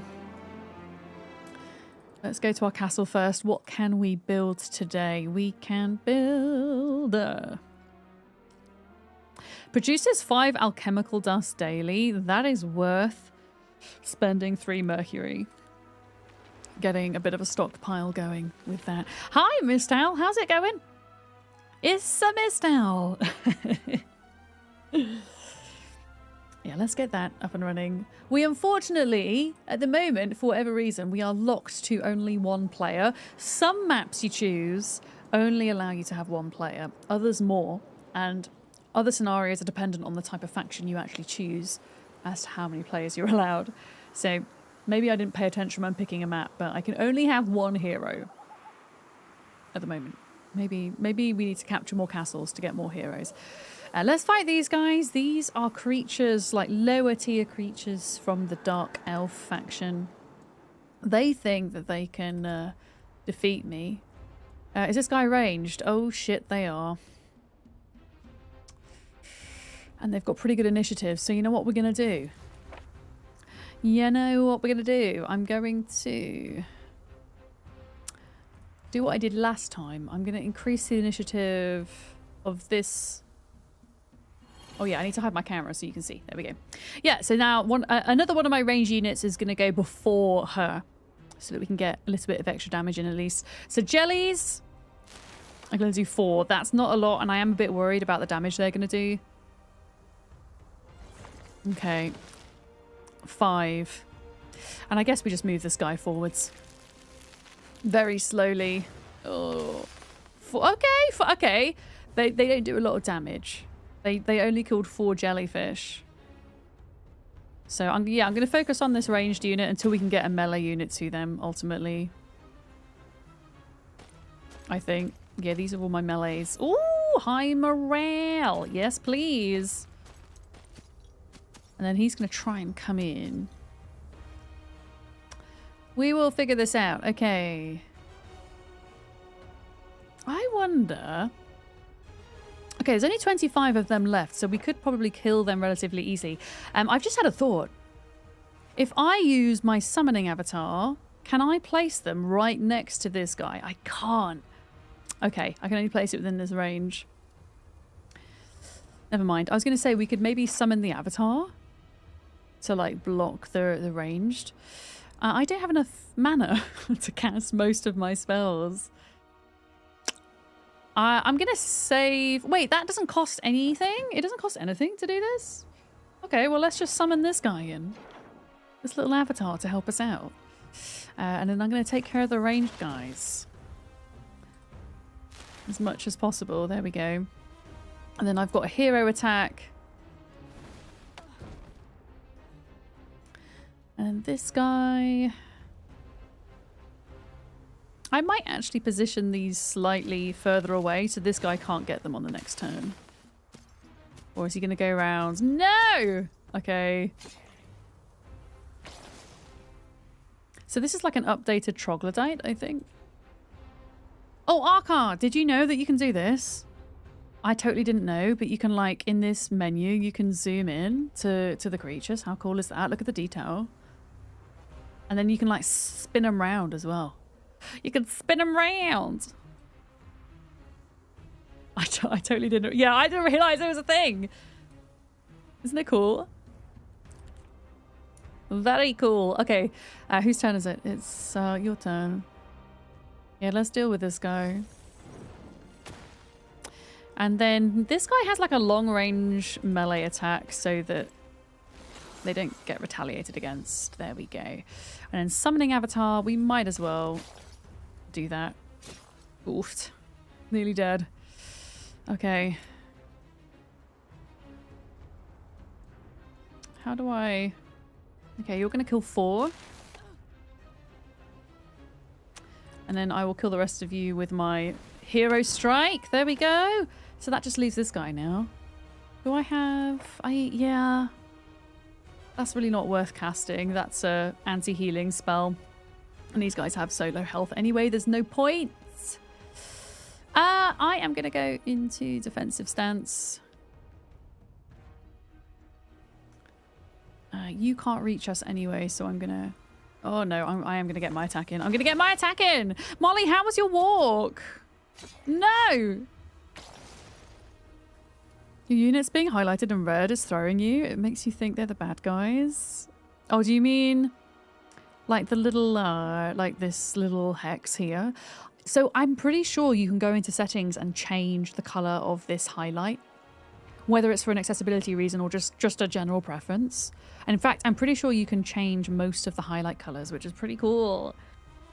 Hey, Sunflower! Yeah, Molly has like some really freaking cute emotes. I don't know. Wait, is that a sunflower or a daisy? I always thought it was a daisy.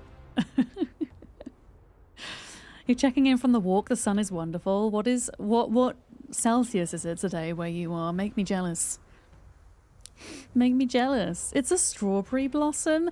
Oh, that's so cute. Of course it is. I'm sorry, Arcad. It's the little flowers before the strawberry comes out. If you've ever grown strawberries, you'll know what I mean. Yes. And how do I say your name? Antalpoti. Hi. Greetings from YouTube. Hello. Hello. What are we doing? We've got like 28 of these dudes left. I think we're going to do it with minimal damage. That's 14 of them down. Let's attack here. Another 8 down. We might as well go in with our summoning avatar. They're gonna die, but that's fine. Oh, wait! They hardly did any damage. Let's do heroic strike, and then that should be the end of that. So we did lose a little bit more this time, but in the grand scheme of things, it was fine, I think. It was okay. 26 Celsius. Yeah, that's fairly toasty in my book. It's fairly toasty. Okay, now this is what I wanted to do. Allows a study of all spells within the magical observatory. Like, that is huge. Also, learn a random skill, gaining 1 morale.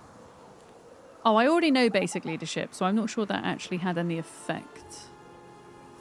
Easy battle. Da, da, da, da, da, da, da, da. I might take... Do we want... Okay. Do we want to fight these? Or do we want to let them run? Experience or no experience? The ultimate question. Have you figured out how to bring my jellies back to life? Shit, I haven't. I keep forgetting about it, Molly.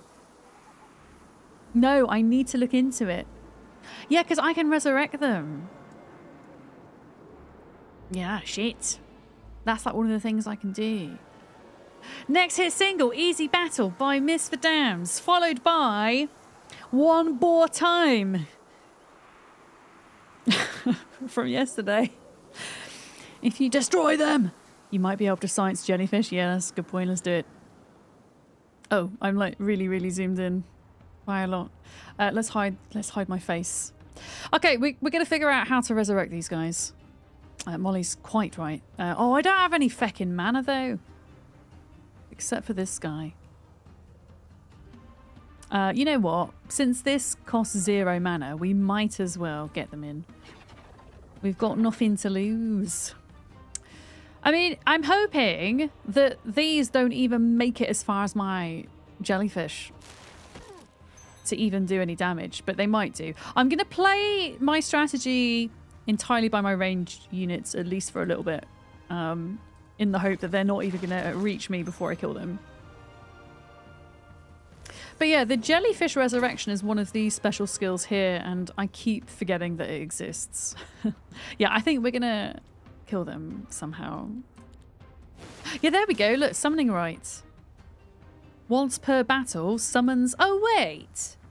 Once per battle, summons a stack of stinging jellyfish in place of a friendly corpse. So it's not technically permanently resurrecting them. Destroy them! It's just summoning a stack of temporary jellyfish in place of any friendly... Is it a friendly corpse? Yeah, friendly corpse. But that's the one that I want. Yeah, so your friendly units... Oh, yeah, the friendly units have to die first. And we don't want that to happen. Yeah. Okay. Well, hopefully we don't get dead friends. This is the hope. I think we're going to be just fine, folks. Although I can't reach your face. I can't reach your face. Go on then. Try it on. You suck. All right, we did lose a single jellyfish, but it's fine. In the grand scheme of things, it's fine. And we've just got expert leadership.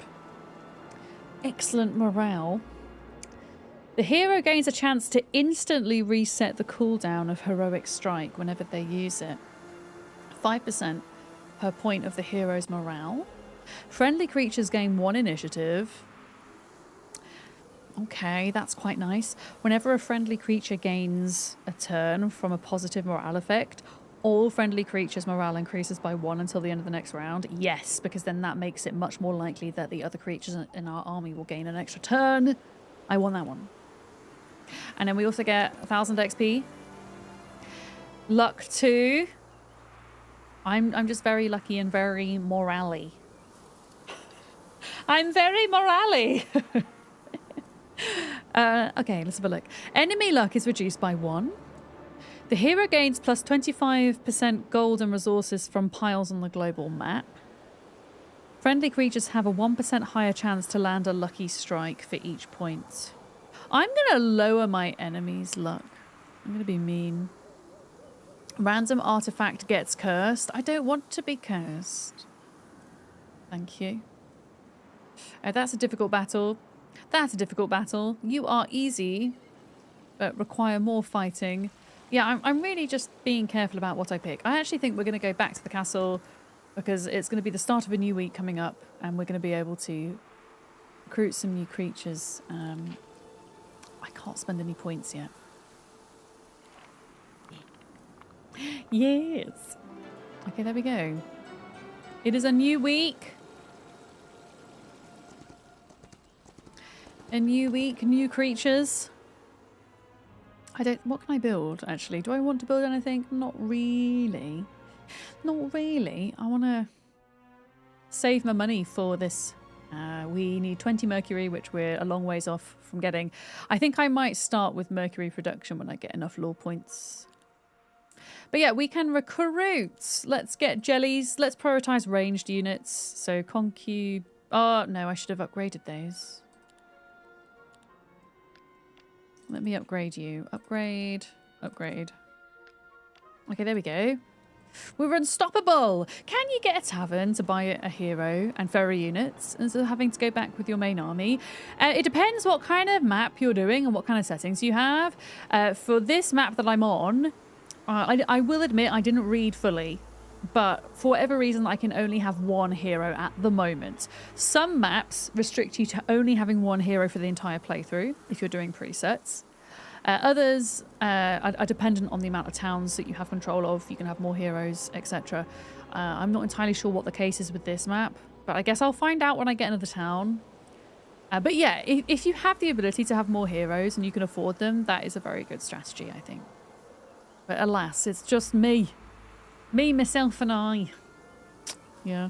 What about this guy? Difficult? No. What are you guarding? Once per week gives 4 to 6 mercury. Yes, please. I need mercury. I'm going to kill the troglodytes. I have 0 money right now. You don't read fully either. It's the best. I just get so excited and want to jump in. And when there's a lot of information, there's a lot that I don't take in. Oh, Etheril's back. Hello. For those of you that don't know, Etheril is a dev from the team from Unfrozen, and is the only person that is allowed to give advice and backseat in chat. The only person that has permission. In fairness, everyone has been really excellent today. Everyone's been wonderful. Yeah. Yeah, I can't remember what template I picked. Yeah. But you think it's most likely the one that ties the amount of purchasable heroes to the amount of towns? Okay. Well, we will find out in due course, I guess. Can I build anything first? May you negotiate a VIP role with you? You got to hang around for a bit longer for a VIP role. I feel like I have so few VIPs in my chat. Most of the people that I would usually VIP have ended up becoming my mods. No, we do I mean, this is probably good information for anybody new to my stream, but yeah, we do no backseating, hints, tips or tricks here. Generally, I say if there's something with the UI that I've missed, I kind of don't mind people pointing it out. And of course, if you have prior permission, you're a VIP in our hearts. There we go. Sometimes I do need help. Usually when that time comes, I shout a code word, which is watermelon. So if you ever hear me shouting watermelon, that's why. We're going to go in with +1 mercury a day with our lore points because we need it for this. In the meantime, I can upgrade some of my creatures at least. Okay, let's go fight this guy. So do you guys just want me to fight every time? I'm honestly down for either. I'm gonna destroy them. Destroy them. All right, so we fought these before, but this time there's like double the amount of them. So am I going to be able to kill them before they get to me? That's the question. I mean, we have more creatures as well, so theoretically we might be able to. I have some more mana, but not an incredible amount. Let's just get a bit of extra damage in. Here we go. All the ranged units. Oh, okay. Killing 19. That's, oh, killing between 32 and 39. I think we're going to be okay. Oh my god, Molly, did you see the cute creature I found earlier that I need diplomacy for? Okay, I'm going to have to show you this cute creature that I found. I don't usually take diplomacy because, I mean, if you are a fan of having multiple factions worth of creatures in your army, then I think it would work really well. Or if you were in an area where a lot of the creatures around the map were belonging to your faction. But the problem is if you have, like, the more different factions worth of creatures you have in your army, is it the less morale you have? Versus if you have a full stack of creatures from one faction, you have higher morale. But there was a really cute creature, which I will show you, that I'm willing to, like, take diplomacy for, because it's a neutral creature, so you can't recruit it in any castle from any faction. And I need it. And you will see why I need it. You will see. You will see. Yeah, I think we're gonna get these before they even get to us. 12, 21. Right, let's start on this stack. Let's start on this stack. Oh my goodness. Please don't hurt. No, you're not supposed to reach me yet. I didn't think they were going to reach me. Well, you know what?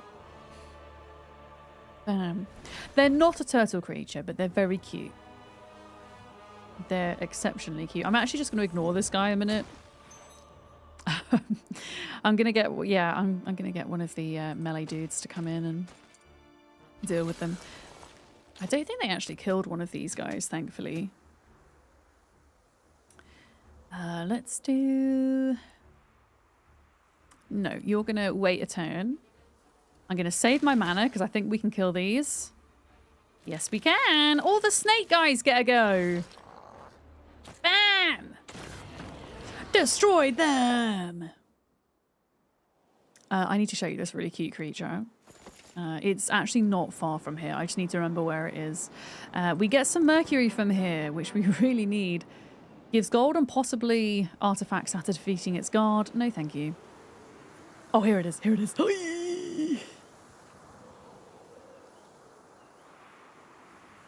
It's called a kitten horn. And its ability is whee! Gives all friendly creatures +3 morale for 2 rounds. So I really want, because you can't recruit this inside of a castle. So I really want diplomacy so I can win them over, win over their hearts into our army.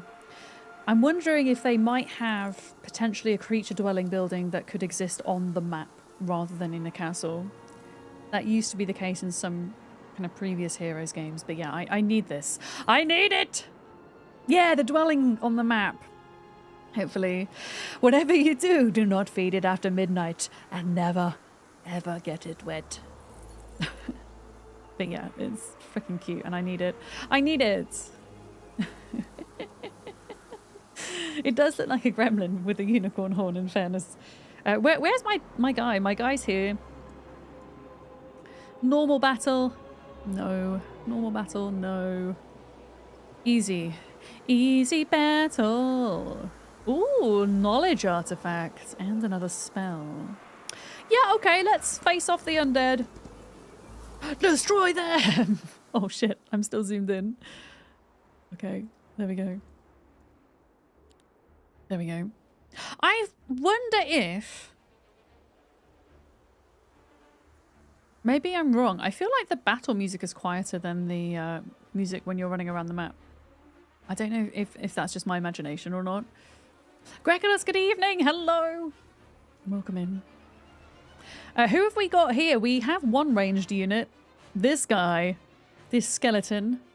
So I am going to try. Let me see where they are pitched in the turns. They are after all of my ranged units. So I will go ahead with the lightning bolt and try and get them down as fast as we can. We might do it, actually. We might get them. Yeah, I think we will. Look. Absolutely. So that's all of them gone. So we don't need to worry about being attacked this round at all because these units are pretty slow. I think this is the upgraded version of this guy, maybe? So this is a skeleton warrior. The evolved version of the skeleton. There we go. Yeah, they're going to take a bit of time to get to us, but there's quite a lot of those guys, so we should probably take care of them next, I think. Let's go defense. Spells. I might, for now, save... I mean, we could get this summoning avatar, but I'm kind of going to leave that and wait to see which direction these goes in. I'm just going to get as much ranged damage in, that's a mouthful, as possible. There we go.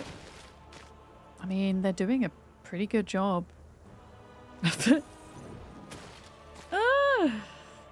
Okay.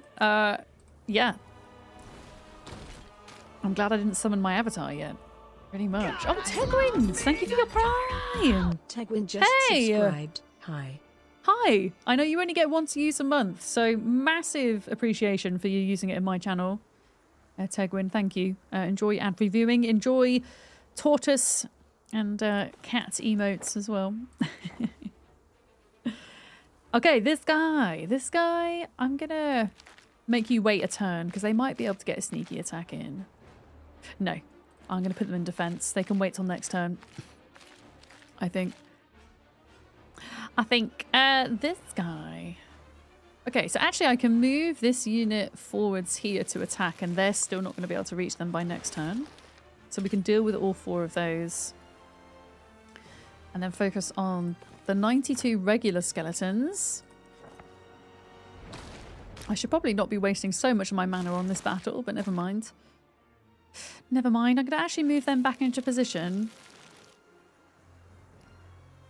And then I think we've got it with these 2 ranged units. Yes. Hell yeah! 1500 XP. Nice. Yeah, so it is beneficial to do these because you get the experience to level up and to do more things in the ability department. Now, I could advance my summoning avatar, but also I feel like increasing my magic damage is good for my character because we're kind of going down, or we're trying to go down the spell power knowledge route. And then this artifact, the Vortex Robe, and then we've got a spell scroll. What does the Vortex Robe do? It's rare armor. Whenever the opponent casts a spell, it restores 40% of its cost as mana to the wearer. Oh, that's really nice. Considering I'm always out of mana. I will take that. I will take that. We can't actually do anything else this turn, so I'm going to press the timer. And then we get another spell. We've learned Bird's Eye if we equip this. What does that do? Adds the From a Bird's Eye spell to the hero's spellbook. Yes, but what it do? What it do? It reveals the borders of all areas, including those hidden by the fog of war.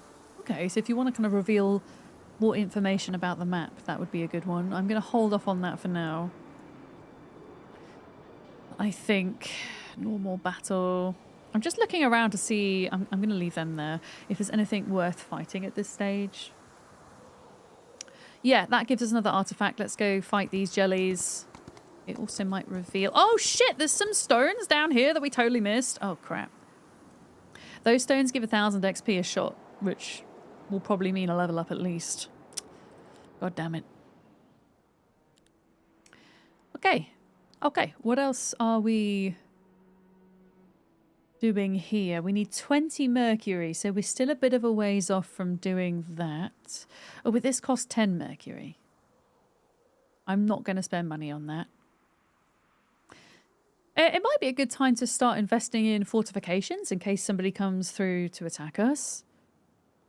Or we can have 2 knowledge to any visiting hero. Well, I'll do the knowledge. I would like to be knowledgeable. Alright, next turn. We'll go up here first and then we'll go back down. Okay, experience. I almost always pick experience from the chests over the gold. Okay, easy battle. So these are non-ranged jellyfish, so I'm gonna take them on. I think I might choose to run away from some fights where there's predominantly ranged units because I'm more likely to lose my own units, whereas with these I can pretty much defeat them before they even have a chance to attack. Yeah, it's always nice to invest in fortifications. Yes! It's sound advice as old as the Roman Empire. I mean, this is the thing. I think with heroes, everything feels fine, and then you kind of get lured into this false sense of security, and then the first time you get hit by an NPC is always really rough. So anything you can do to prepare is a good thing. Yeah, I think we're not going to have... They are faster, and they are flying, but they still can't get to us next turn, so... I think we're going to be okay. Somehow.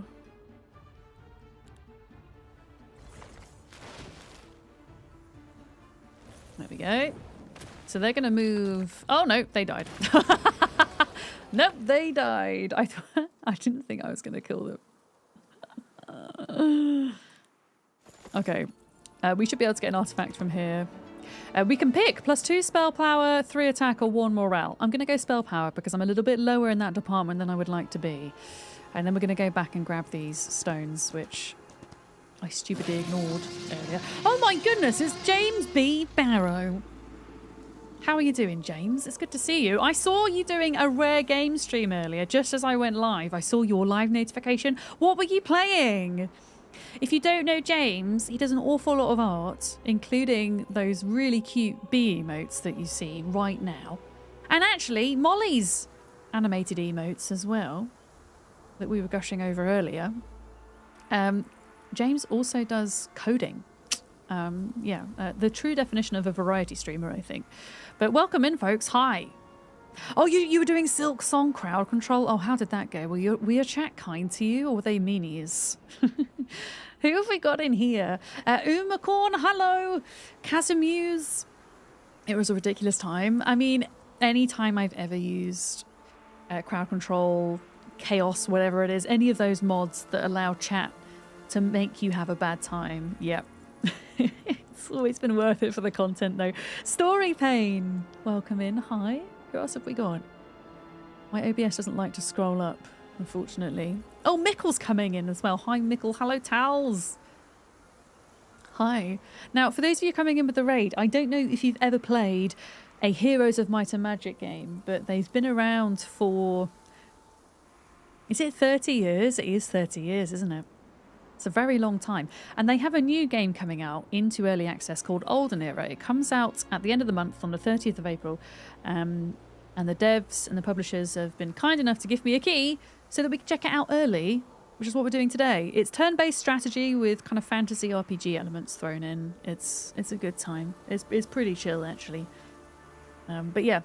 Did we get a shout out for James? I'm sure we did and I just missed it. But folks, my end, please go drop him a follow. He's super chill, British streamer. You've heard of the games, but you've never played one. So I don't often stream strategy games or purely strategy games. Usually I'm survival crafting, building management, but more and more these days I'm breaking out into variety. And when I was growing up in the 90s, my dad used to get the PC Gamer magazine, and it would come with a disc that had a bunch of demos on it. And they were mostly strategy games. So I grew up on Heroes of Might and Magic, Pharaoh, Caesar, all of those. And so for me, the Heroes franchise is extremely nostalgic, and it's what kind of drew me back into it when I found out that Olden Era was going to be a thing. Yeah. Yeah, and Ethereal here is from the dev team as well, so is ever so slightly biased. Oh, are you bringing the demo back? Or because I thought the demo had been taken down, Ethereal. Is it still on Steam? Because the demo, the demo is pretty good. It's pretty kind of robust. The demo isn't gone yet. Well, there you go. You can try it for free, folks. If you're on the fence, maybe a moderator could grab a link to that actually, and we could pin it to the top. That would be good. But yeah, if you're coming in with the raid and you're new to me, welcome. My name's Vic, or Miss Vidams. My pronouns are she, her, and I'm a full-time variety streamer these days on Twitch and YouTube. Yeah. Gotta love a demo. Yeah, so the demo was launched as part of, I think it was Autumn Steam Next Fest, and then it was just kind of left up, which is super cool. So it's been around for a while, and it does give you like a good snapshot into the game. Yeah, there's the shout out, folks. Go give James a follow if you haven't already. I understand if you need to head out as well and do your post-stream relaxation things. James, thank you very much for bringing your people here. I do appreciate it. Wolfman on YouTube, you've got an ARC question? You're asking an ARC question, and I don't know what that object is in ARC. Symmetrical paste. Do you know what? I haven't played ARC in a hot second. I don't know if that is a new item or not, Wolfman, but I'm sorry, I don't know the answer to your question. Symmetrical paste. Unless it's a typo, maybe. Might be a typo.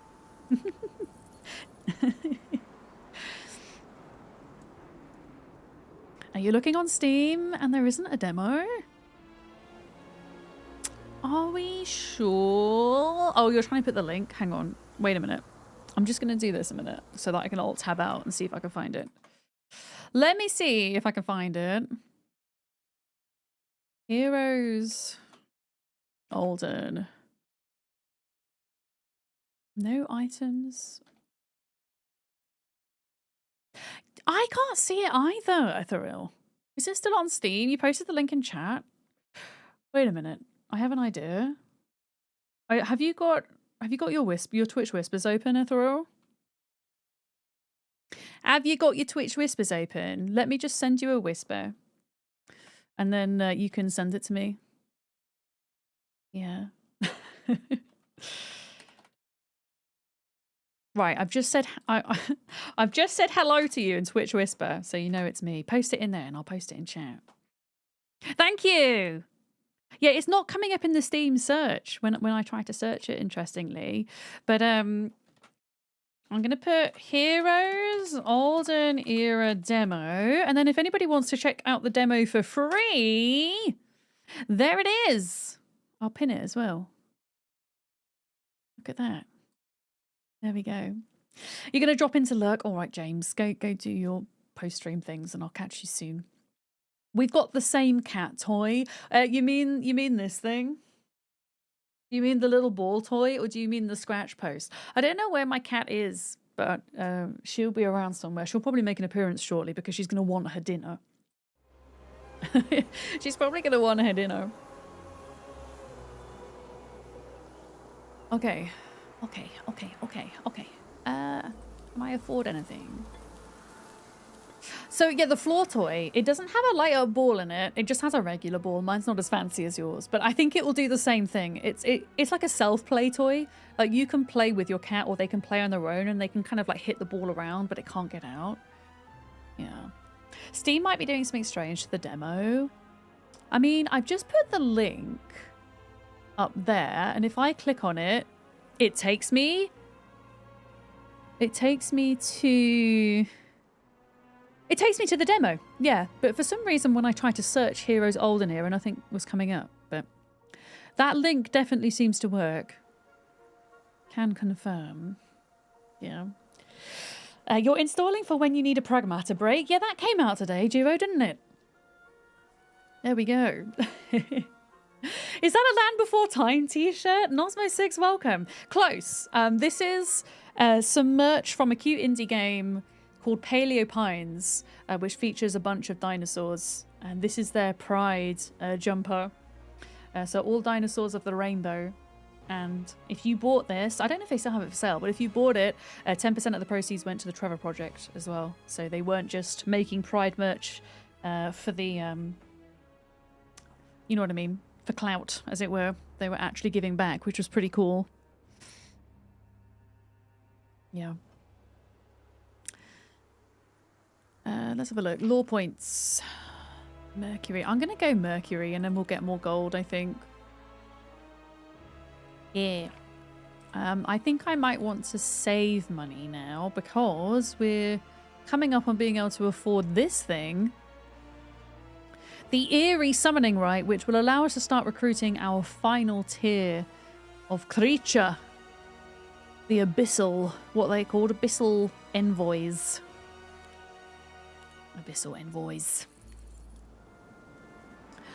Okay. Let's have a look. Let's have a look. I don't think we're going to battle this turn. I think we're just going to try and get this extra experience. Oh, there's a desert biome. I've not been in the desert biome yet. Okay. Okay. Now. Skills. I might go basic. I can't say this word. How do I say this word? Thaumaturgy? Is that how I say it? The hero can use the spellbook one more time a battle, so it does cost more mana over time, but we're working on that. And I would like that, and then I would like to take as my last ability, sorry, not skill, I would like to take diplomacy if it were offered to me. Oh, 1 luck in the form of a coin. Thaumaturgy. I got it right. Yeah, so the demo is a much reduced version of what I'm playing now. But there are a couple of maps that you can play on the demo, and you can play those maps to completion. You can only play, I think in the demo there's only 4 factions you can play as opposed to the 6 that are going to be released on early access. And yeah, there'll be limited like gameplay modes and other features as well. But I think it does give you a very good taste as what to expect. You know, if you're kind of sitting on the fence and whatnot. Yeah. And whatnot. Okay. I am going to take a break. I'm going to take a break now. I'm timing my breaks better, folks, with ads, because we're about to go into an ad break. There we go. Also, who's this? Who's this lady? Difficult fight. A naiad. Okay, so this is one of the Fey creatures, and I can tell that from the background. I know that that's a Fey castle. Ethel, I don't know if you're still here, but I was really delighted when I walked into the... I don't know what the biome's called that the Fey are associated with, because each faction is kind of associated with a type of biome, but I was so delighted to walk into that and hear the same theme from Heroes 5. I recognized it, and I'm wondering, is it the same composer from previous Heroes games that has made the music here as well? Or if it's somebody new that's kind of worked on the existing musical themes. It's just so nice to kind of have that nostalgia hit. It is the same guy! That's so cool. I've always loved the Heroes music.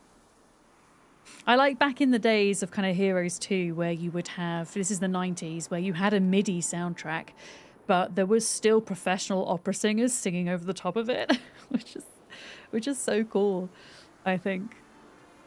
Yeah, you got 3 great minds. Paul Romero, that's the guy I'm thinking of.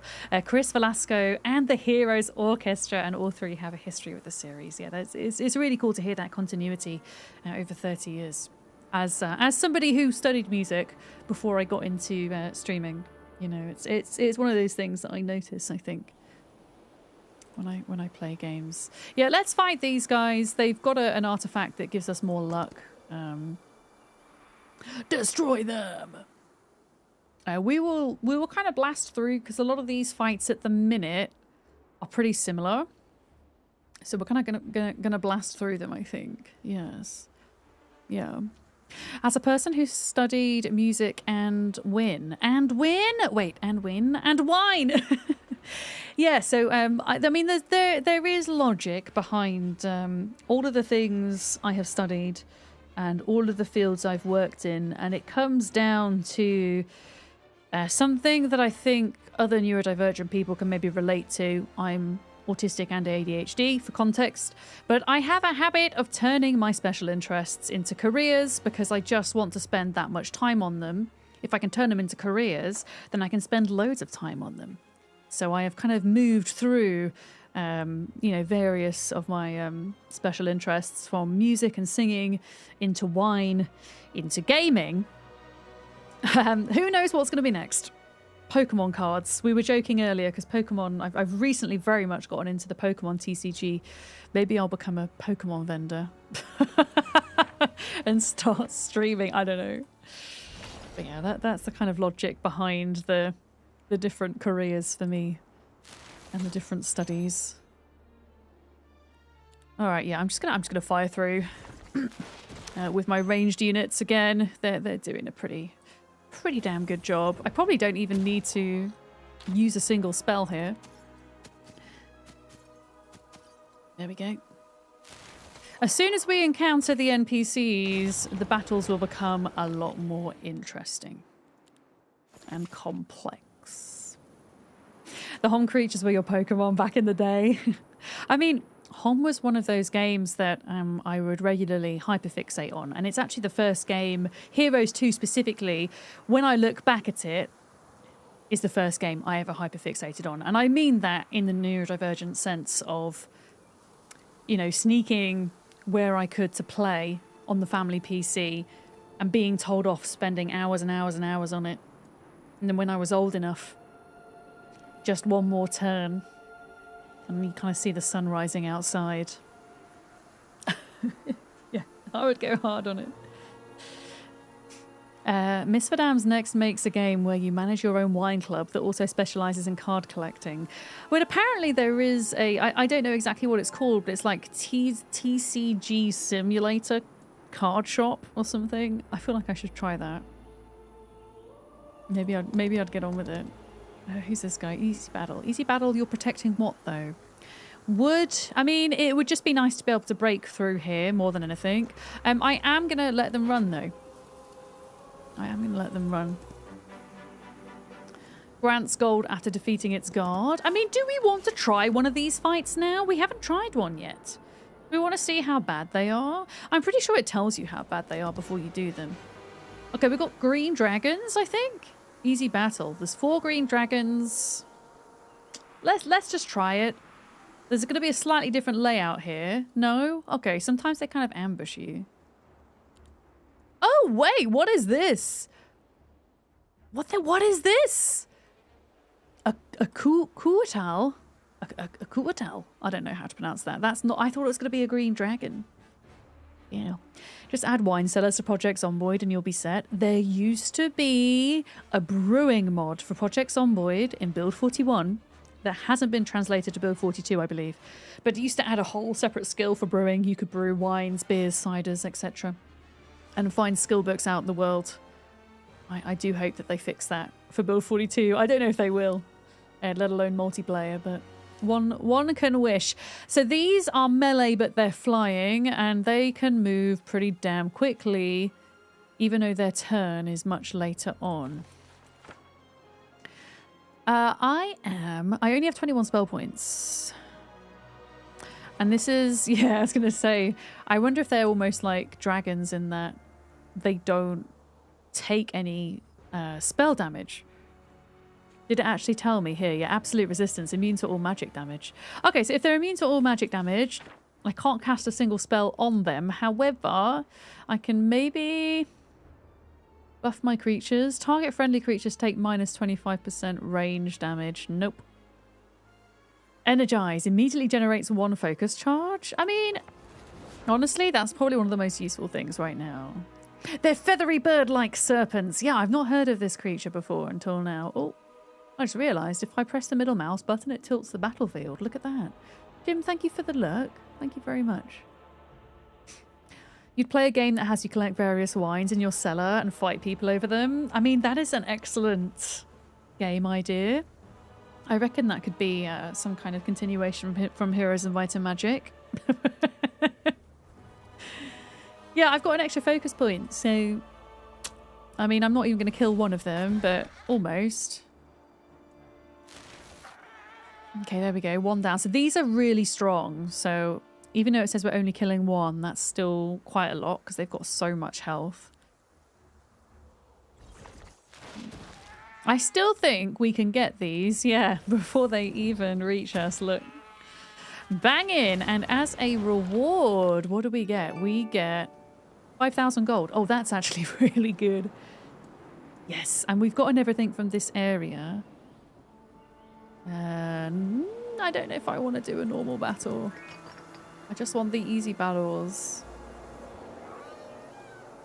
Oh, we should go here then. If this is going to give us gold, like a decent amount of gold, we should do that every time. Can we afford? Can we afford? Yeah! Eerie summoning right. This is the kind of final tier creature for our faction. Not their upgraded form. Can I afford to make one? Oh, they cost 1 mercury. Let's take a look at this guy. Abyssal Envoy. They look like a tentacle doggo. Kind of tentacle doggo man thing. I don't know. I don't know how to describe what this is. They've got teeth as well. So absolute resistance, immune to all magical damage. They're melee. They're a magical creature. Summoning right. Okay, once per battle summons a stack of Abyssal Envoys in place of a friendly corpse. Yeah, I need to get used to using that special ability. I've not actually been in a position with a fight where we've lost a whole stack of friendly units, though. Enables the creature to take 1 more turn immediately after its first turn. Oof. Nice. And then we can eventually upgrade them. Which we can't do yet. But that's very cool. Cthulhu. Oh, that's great. There we go. Name idea. Cthulhu. I do have 2 more lore points. I'm going to get gold production up because we're going to need a lot to recruit all these creatures. And then I'm probably going to switch over to this side. I think. All right. So I've not broken through my starting area yet, but I've not done that on purpose, if that makes sense. Wait, I have done that on purpose. I haven't gone into the next biome. Because once I open this gate, then that means that NPCs can come to and fro, and I'd rather kind of explore a bit more of what's going on over here first, before we do that. Ideally. So a similar battle, but there's only 3 of them. So we know what to do this time. I'm not even going to hide my camera, because we're just going to bam, bam, bam. We're just going to bam, bam, bam. Bam, bam, bam, bam. There we go. We're gonna... Oh, wait, you get to go again. Oh, shit. I just made you end your turn too quick. I was too impatient. We're still going to get him, though. Look at this. There we go. Gone. Deaded. And we got... Okay, only 3,000 this time, but that's still quite nice. I'll take it. I really want to try and get this guy down to easy, because if we can visit this kind of landmark, it will give us an extra point in our attack skill, and then we can also get an extra artifact. So I think we go back and get some more creatures for the old army. Can I build anything else? Yeah. Can you only hire 1 hero? Hello! I can't say your name because your name's in Russian, but welcome. So it really depends on the scenario of your map. Some map scenarios when you start will only allow you to have 1 hero for the entire playthrough. Others, like the one I'm playing, we think it will allow you to recruit more heroes as long as you have more towns under your control. And then there will be other scenarios where you can employ multiple heroes from the get-go. Yeah, so it really depends what mode you're choosing. I'm doing classic, and within classic it depends what map I chose. I forgot the name of the map I'm playing, actually. I'm sure that information is available somewhere, and I just can't tell. Let's get the bloated mansion upgrade, which will upgrade our dudes and chairs, as they are otherwise known. These guys. The arbitrator. Oh, but we get both of these types of arbitrator. Which one's better? Moves a friendly creature to a free hex within 4 hexes of their initial position. That's nice. Deals 25 pure damage to all enemies and gives them -1 speed for 2 rounds and initiative. Oof! That's also nice. If you may suggest, best to say map templates. After all, we have scenarios as a whole separate tab. That is very true. We will call them map templates, says Ethereal. Yes. Yeah, very true. Because you have classic play mode, you have the scenario play mode, you have the arena play mode. I'm trying to think if there's any more. I'm sure there is. Yeah. No, it's very true. Okay. I quite like this variant, but what about this variant? Okay, they do increase the hero's maximum mana by 20, which is nice. Makes any 2 creatures switch places. Prevents the enemy hero from using the spell book. I kind of want this guy. I'm not going to lie. I kind of want this guy. Yeah. Okay. Okay. Let's end our turn. It is the start of a new week. Do you know, there's one thing, Ethereal, I think I miss from Heroes 2. And it's that.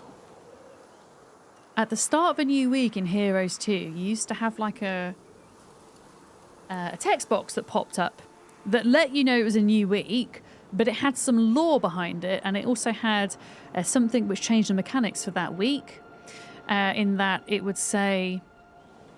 I'm going to give an example. It's the week of the Centaur. All Centaur production has increased by +4 for this week. And it's like, yay, if I can recruit this creature in my castle, I get more of them this week. It lets me know it's the start of a new week. And then sometimes at the start of a new week, it would say, this week is terrible. All of your dwellings are only going to produce half of the creatures. And I really like that. And one thing I feel is when it's the start of the new week, it's not like super obvious. And I really like the way that Heroes 2 dealt with that. Because it also, as I say, kind of made it more immersive. It wasn't just a text box saying, it's a new week, hooray. You know, yeah. So we no longer have it as a window that you've got to close. It is a pop-up below the resources instead. Yes. It's very quick, though. It's quite easy to miss. Yeah. So you can check by hovering over the calendar at the bottom. The calendar... Wait. The calendar at the bottom. When you say... Here? Do you mean here?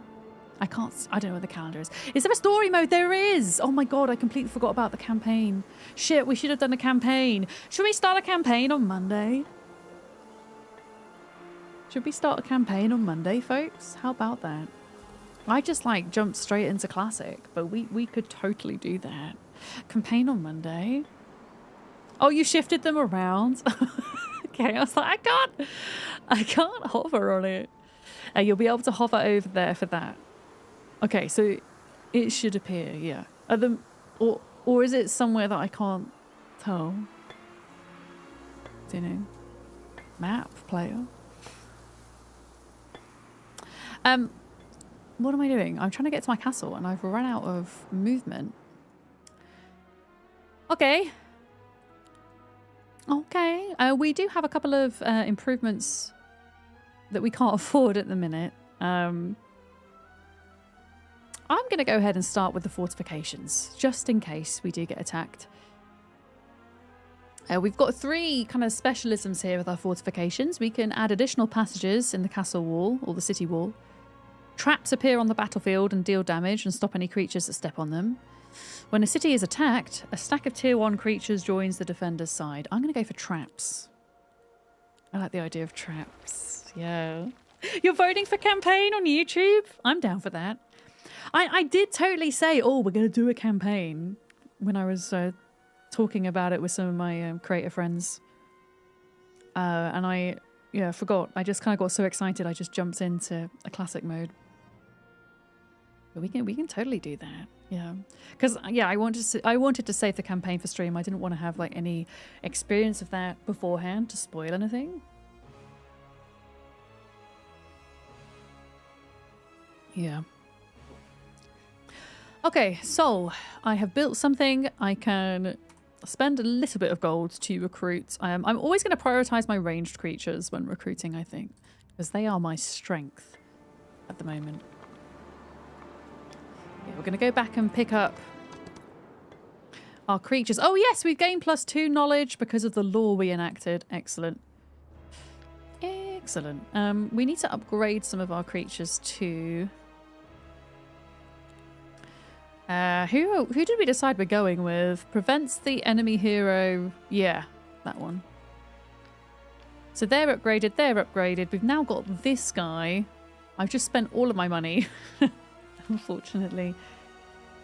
We do have a couple of lore points to spend. Your heroes gain 1 spell power. Or creature growth. I kind of want to save up for creature growth because that's more beneficial to get in early, I think. Yeah, I'm going to save up.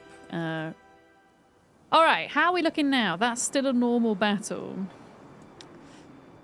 But there's other things, like we've not actually fully explored down here, have we? Oh no, he's blocking the way there. Oh, this guy's easy now. And they've got some nice loot in there. Let's go take on them. I actually don't know what this creature is. I think this is one of the Fey creatures, maybe? That I've not seen yet. Before we go and do that. Yeah, okay, disturbing summoning right upgrade. Let's get that in place. Excellent. And then, yeah, let's attack them. Destroy them! Because I don't know what these guys are like, so... I don't think they're ranged, though. No, and they're quite slow. But they do have AoE, which we're going to probably struggle with here. I might have to move this guy out the way a little bit. Yeah. I mean, I can just, like, move him here. I don't know, that might help. It might not help. Let's see. Lightning bolt. Yeah, I'm gonna go attack magic. And we'll just do the thing where we see... Let me hide my camera. We see how much damage we can do before they even get to us. I can also cast one more spell a turn now. It does cost a bit more mana and I don't have much of it though, so I might actually just hold off for the time being. Yeah. So the opponents, we have 2 stacks of, if I right click on them, Vine Iriad. So these are creatures that belong to the Grove faction, which if you've played any Heroes games before, they're the equivalent of the Elves or the Fae. Yeah. Back in the day, or the sorceresses from Heroes 2. It's that same kind of faction. So yeah, you can kind of like zoom in and out on them. You can right click on them and see what they're about. I think these are like a mid-tier creature, is my understanding. So they're probably the equivalent to my snake dudes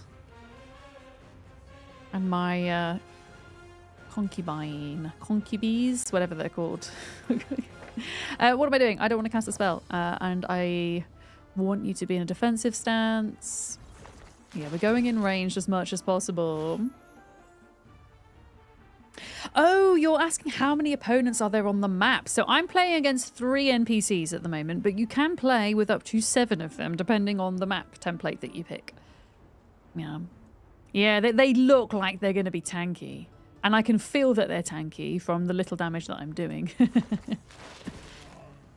Yeah.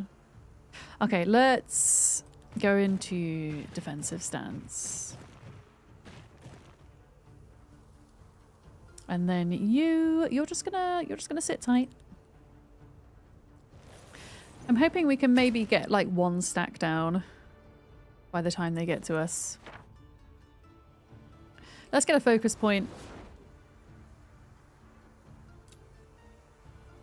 Get them down as much as possible. There we go. Yeah, they are slow, so still defensive. 3 and 3. And then we don't need to worry about this guy now because he's almost gone. Performs a melee attack. What does this do? Curses target enemy creature. Cursed creatures take 39 pure damage. Ooh. I mean, why not? We could try it, couldn't we? You do love you a big bulky unit? Yes, whenever you do MMOs, you're always a tank, aren't you, Lark? Always a tank. Defensive stance.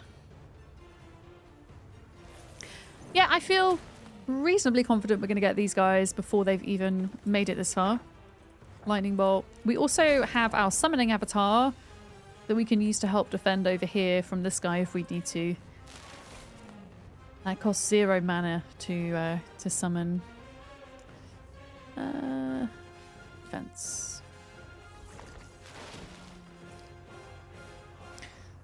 And defense again. Okay. There we go. That's the curse coming into effect there. So they just did an ability. If I hover over them, this creature gains 2 speed and initiative, 10 hit points, and unlimited counterattacks. Ew! Okay, he just cast that. So yeah, we want to get this guy down like ASAP. I'm not going to be able to move this guy up here anyway, am I? I'm just going to timer you. I'm going to get the ranged units in first to see. Okay, I mean, I don't think this is going to be a problem, is it?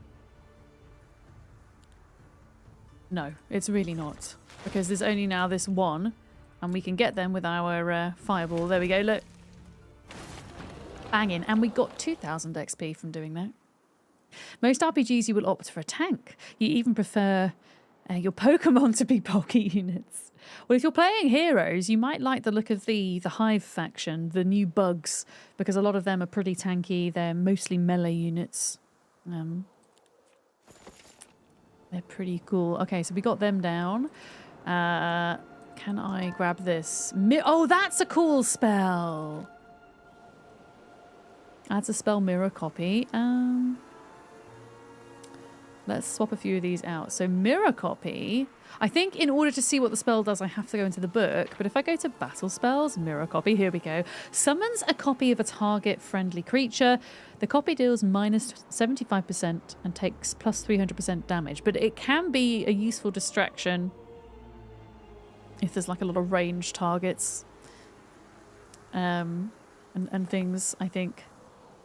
Pandora's box. I can select a reward. I'm going to have 35 of this jellyfish. And 1,000 experience. And also this mercury. Okay, so that's that area explored. What about this? Easy battle. Yeah, let's go for you. Oh, and we've got another 3 lore points to spend. I'm going to increase the production of the elite cultists, which then unlocks this next tier. Which is very nice. Very nice indeed. Oh wait, there's this guy. They're a normal battle. I want it easy all the way. Easy peasy. Lemon squeezy. Yeah, so it says like new day there and new week. That's very true. Yeah. Alright. Are we building anything else at the moment? I mean, I could go for some slightly better spells, or I could save up. Oh, we really need a lot of this alchemical dust. You see, if I build the artifact merchant, it allows artifacts to be traded.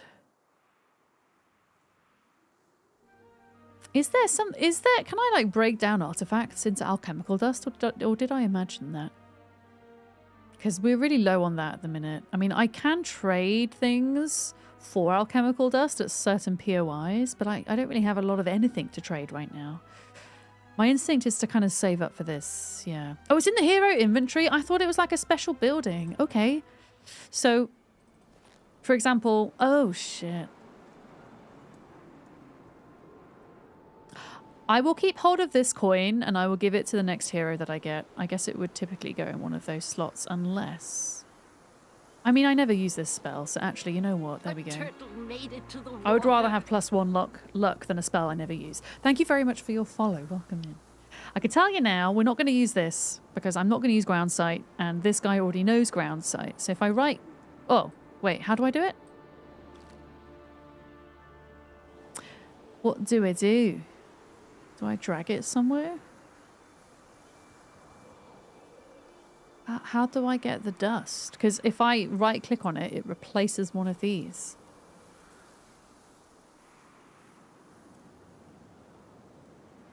I don't know. Because look, right click and it swaps. Double click? Oh, upgrade? Wait, upgrade? Wait, what is this? Destroy! Wait, I can upgrade artifacts? Are you sure you want to delete it? Yes. I'm actually going to go ahead and delete all of these.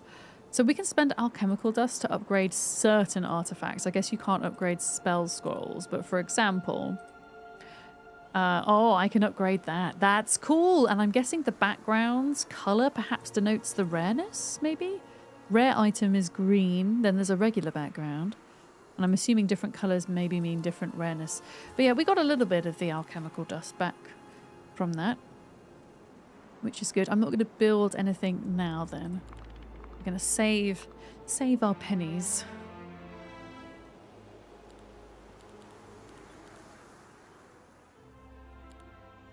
Treasury, what does this do? Okay, the treasury produces 2,000 gold daily. I'm going to get that. Yeah. You're still going to work on this, but you can select an artifact and then disenchant it by pressing the bag icon on the right below the inventory. Okay. Oh, of course, you get stuck in an ad when you're trying to explain something. It should end any second. Hopefully. Okay, I can't spend any of those today. We're going to be earning more gold today now. We're going to be earning 5,500. Yeah. So background colour notifies rarity. Same colour rules as in World of Warcraft. Got you, okay. I mean, I've never played World of Warcraft, but I play plenty of games where the background colour is a code for rarity. Do we want to fight these? We've not seen these before. Do we want to try? Destroy them! I've got a feeling these guys, yeah, they're melee but flying and they're fast. But how weak are they? That's the question. Like, if I use my lightning bolt spell, okay, yeah, they're not too strong. I think we might be okay. Oh, we should have done mirror copy. Should have done mirror copy. Mana 60. Oof. Can't afford that right now. Can you hear me now, Ethereal? Are you out of ads? You should be out of ads. Hopefully. Oh yeah, I think we've got this somehow. 68 of them were just killed. 30. Yeah, I think our range units have got it. 23. Holy crap. There they go. And then next time, can they can't even get to us next time, to be honest. The time after they could. I'm just gonna, I mean, I don't even think we need the fancy spells. I don't think there's any point wasting mana for this fight. Yeah, they're dead. I think those were necromancer creatures. I think they were like, I don't know if they were ghosts or lichs. I should have clicked on them. Oh, diplomacy! Okay, I really want diplomacy as my last skill so I can get the kitten corns, whatever they're called. The horn kittens. Okay, diplomacy. We've got it. Now I've picked all of my abilities now. Allows visiting heroes to trade creatures for other random creatures. Nah. I will defeat this guard though. For some gold. I'm not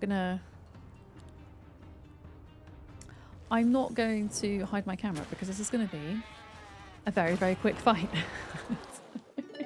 Here we go, 4,000 gold. That was easy, wasn't it? Can I go through here? I cannot, which means we probably have to go round. What's this? Gives a valuable artifact after defeating its guard. Let's do that. I don't really see the point of fighting this because this is the thing where you get an artifact, but you get cursed after you get the artifact. Oh, this is interesting. Who's this guy? Is this a red dragon by any chance? It is. So this is the final tier creature of the Dark Elves, I believe. And I think you get 3 different upgrades, don't you? So you've got, is it the regular dragon, the green dragon, then the red, then the black dragon? Or it always used to be that way anyway. It could have changed, of course. That is what I remember. They're pretty dang tough, these guys. They are also immune to magic. They're slow in that they're here. I just have to kill one. And I think I can kill one before it gets to me. But it is going first at the end of next round, which makes me worried. You know what? This is fine. I'm going to see if we can kill it. Oh god, maybe we can't. If we can't, I'm going to slow it down, I think.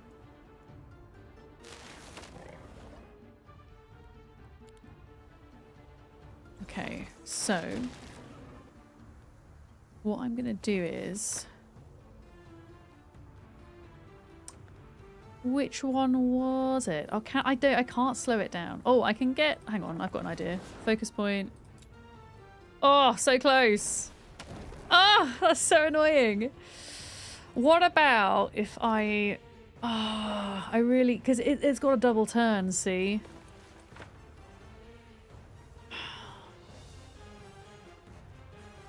Okay.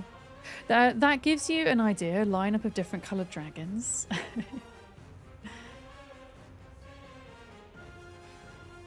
Target friendly creature gains +2 speed. What about if I casted haste on this guy? Does that push him up?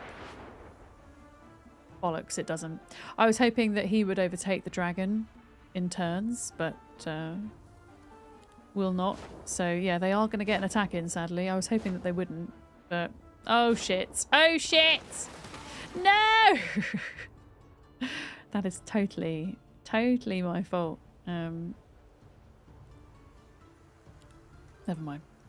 Slightly bad planning on my part, but... I mean, we still won.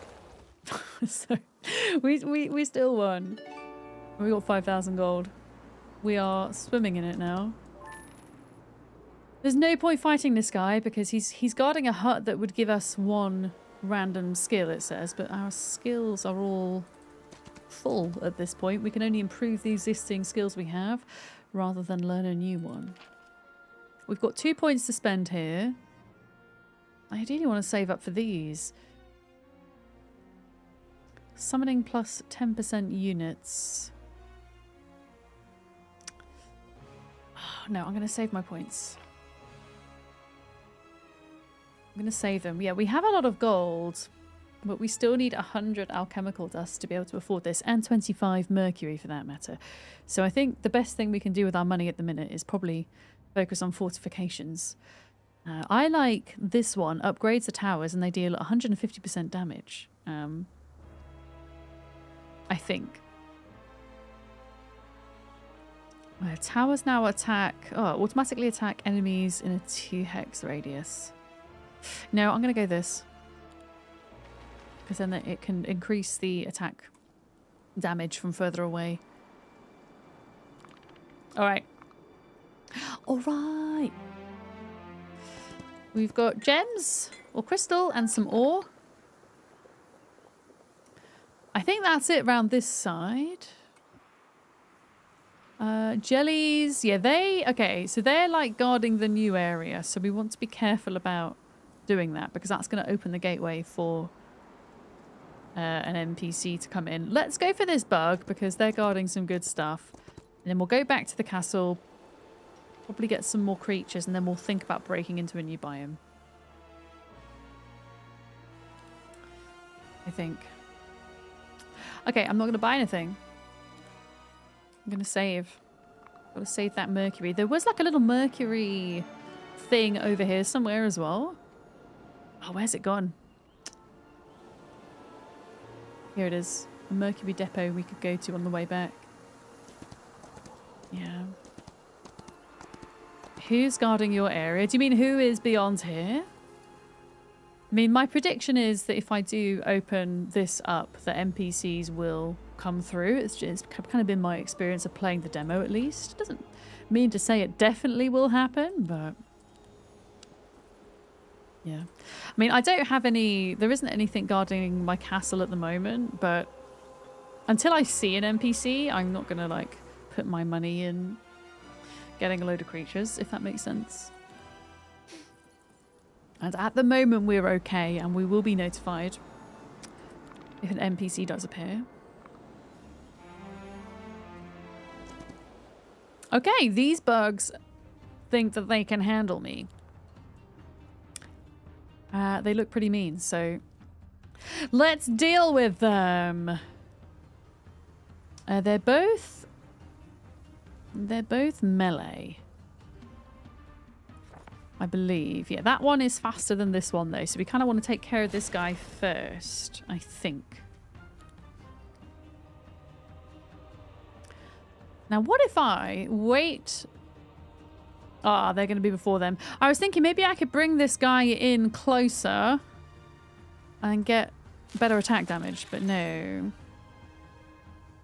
Oh, who do I need to beat to pass to like complete the game? I have to beat technically 3 other computer-powered players. Yeah, so I'm not playing against any of the real people, as it were, although there is multiplayer, if that's your jam. And I do very much want to do multiplayer at some point with some folks on stream. But today we're just chilling in single player. Paul, my camera's not on, but I am drinking some water, I promise you. Thank you for the self-care.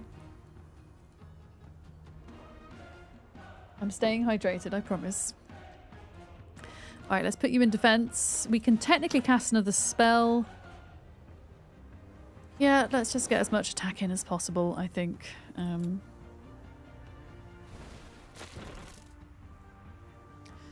Let's do it. This guy's going to get to us before this guy, I think. Yeah, they're going to get to us in 2 turns. This guy's going to get to us in 3 turns. Okay. Yeah, I think we'll get these before they reach us. I'm not sure about them. Oh no. Oh no, no! Oh, I need to pay more attention to this. Yeah, I've only got 3 of those guys. I need to recruit more of them. Really. Let me see. I've only got 8 spell points. I'm gonna wait. I'm going to wait.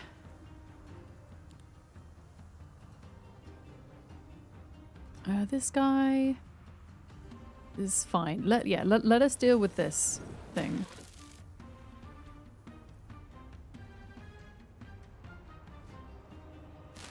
And jellyfish are going to go for them because they can do range, and then this guy can hopefully deal with most of the bugs. They're going to retaliate.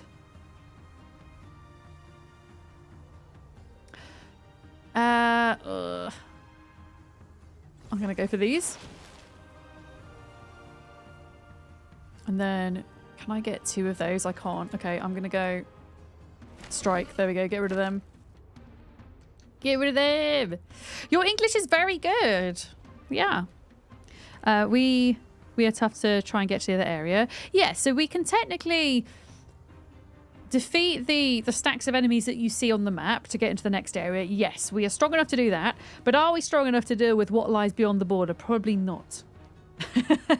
Which is why I'm just holding off for a little bit. There's a few things I want to do first before we do that. Yeah, it's a good question though. Absolutely. Our big unit down here, this guy, he hasn't even had a turn yet. Oh, look at this. This guy's so cute. Oh, it's teeth. It's not eyes. It's a floating ball of tentacle teeth. Oh, maybe those are eyes around the outside. I don't know.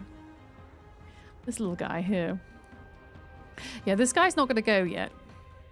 I'm going to try and get them ranged. Oh, high morale! Okay. I mean, we hardly lost anybody, right? We lost 3 of these, which is really nothing. We got a lot of XP, and then in return we get an extra attack point. And we get an extra artifact. Restores 8 mana to the hero each morning. Oh, that's nice. Makes all tier 4 spells available to the hero. Friendly creatures have +1 initiative. I'm going to go mana because we are lacking in that department. Very much so. Yeah. Alright, I think we go back, we get some creatures, and then we can maybe try break through the border. How about that? Just chilling in the back with the popcorn.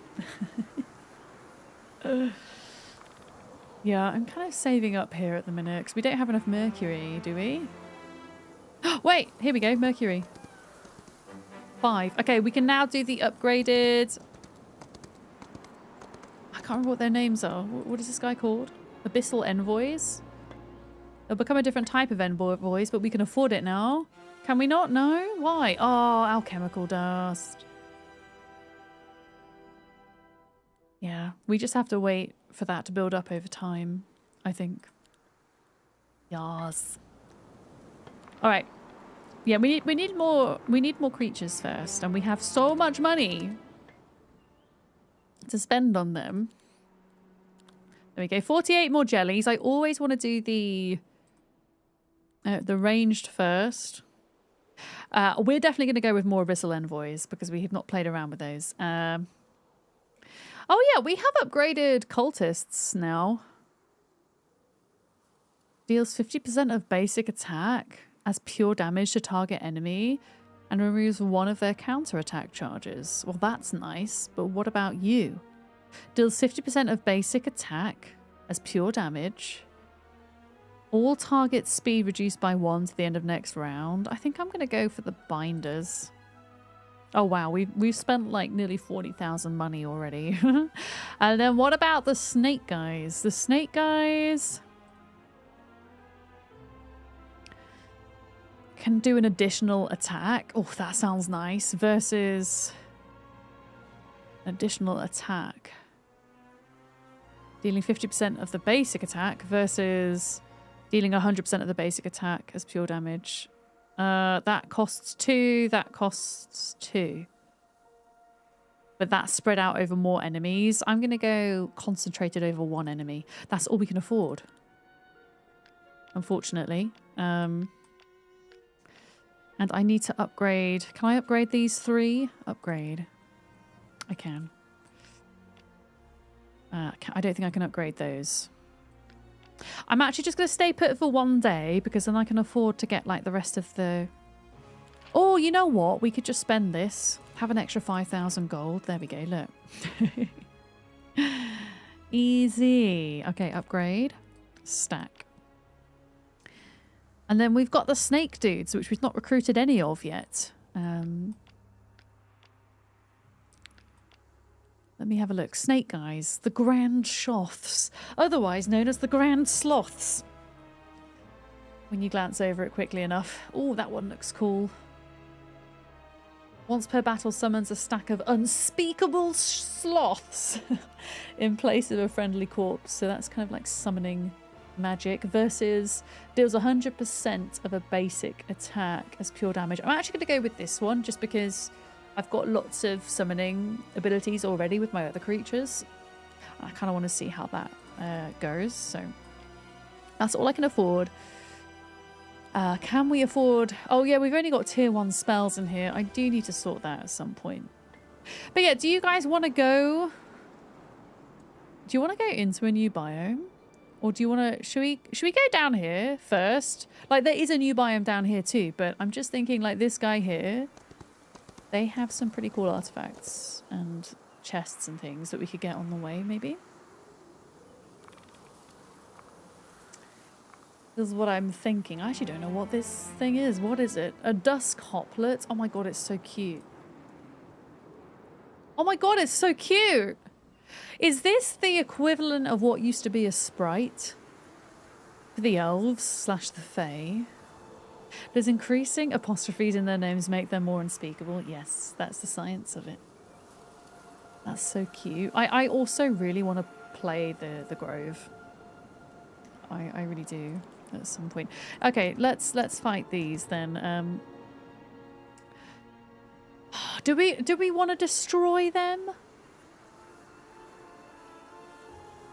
Destroy them. Of course we do. What, they're like beer elementals? Explain. Oh, hoplets. But if you could see my face right now with that joke. Sigh. Alright, these are fast, these are slow, these are tanky, these are not from my memory. Do you know what I want to try? I want to try this. Mirror copy. I'm going to mirror copy my dudes over here so that we've got 2 of the units to fight with. You're going to write that one down for later use. They're a magical fusion of common hop and fireflies, which is why you call them beer elementals. I love it. They do remind me somewhat of the sprites from Heroes 2. They're very cute. Yeah, I'm going to have to play the Grove at some point.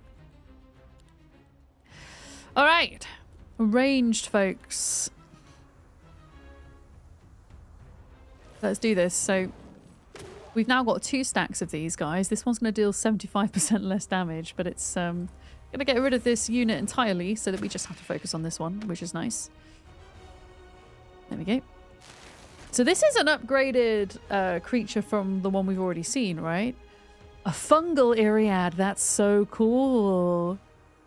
Oh, look at the little flower decals on the legs as well. I love that. I love it. Okay. Yeah, I think we've got this somehow. I think we've got this. Okay, spell. I don't know how much lightning bolt's going to do, but I'm going to use it. 2. So they're still not going to be able to reach us even next turn. So we're doing okay. Oh, so the mirror image guy disappears after 1 turn. So you can only get in 1 attack with them. Okay. That's good to know. Yeah, they're gone. Look. Easy.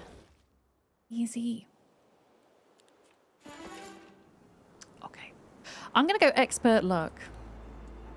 When friendly creatures land a lucky strike, the enemy does not counterattack. Oh, that's nice.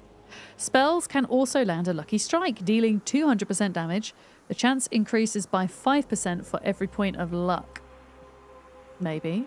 Whenever a friendly creature lands a lucky strike, all friendly creatures gain +1 luck until the end of next round. I want to do this. I don't want counterattacks. I hate counterattacks. They make me sad. Right, experience points. An unpredictable reward. Oh, we've just learned all of the tier 1 spells, I think that is. Banging. And then we get this artifact, the Liquid Silence, which does what? Okay, +1 rounds to the cooldown of all enemy creature abilities, and that would take the place of something here, which I'm not willing to negotiate at the minute. So I'm gonna... I'm not in the habit of using creature abilities too much with my focus points, so I'm honestly tempted to destroy. Because we're really short of alchemical dust at the minute. Yeah, let's see. Is there not... Okay, maybe there's not a way down that way. Okay.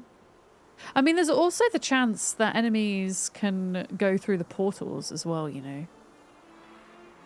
Which is slightly concerning. Okay, more artifacts here. I know I said I was going to go into the next biome. And I haven't done it yet, and I'm sorry. What we could do is we could quickly smash through some enemies and things here. When I say smash through, I mean just let them run. Pick some stuff up. Okay, these are, I think... This is light magic, so we just learned all of those spells. Which is really cool. This... What are they guarding? Golden artifacts. You're guarding... Okay, +2 defense for a ring. Yeah, I kind of want to defeat this guy. But yeah, I will be ending stream relatively soon, so I'm just gonna like fire through these to pick up some extra bits. So we've now got a ring. Allows the hero to pick and learn 1 out of 3 spells. Resets the cooldowns of the target friendly creature.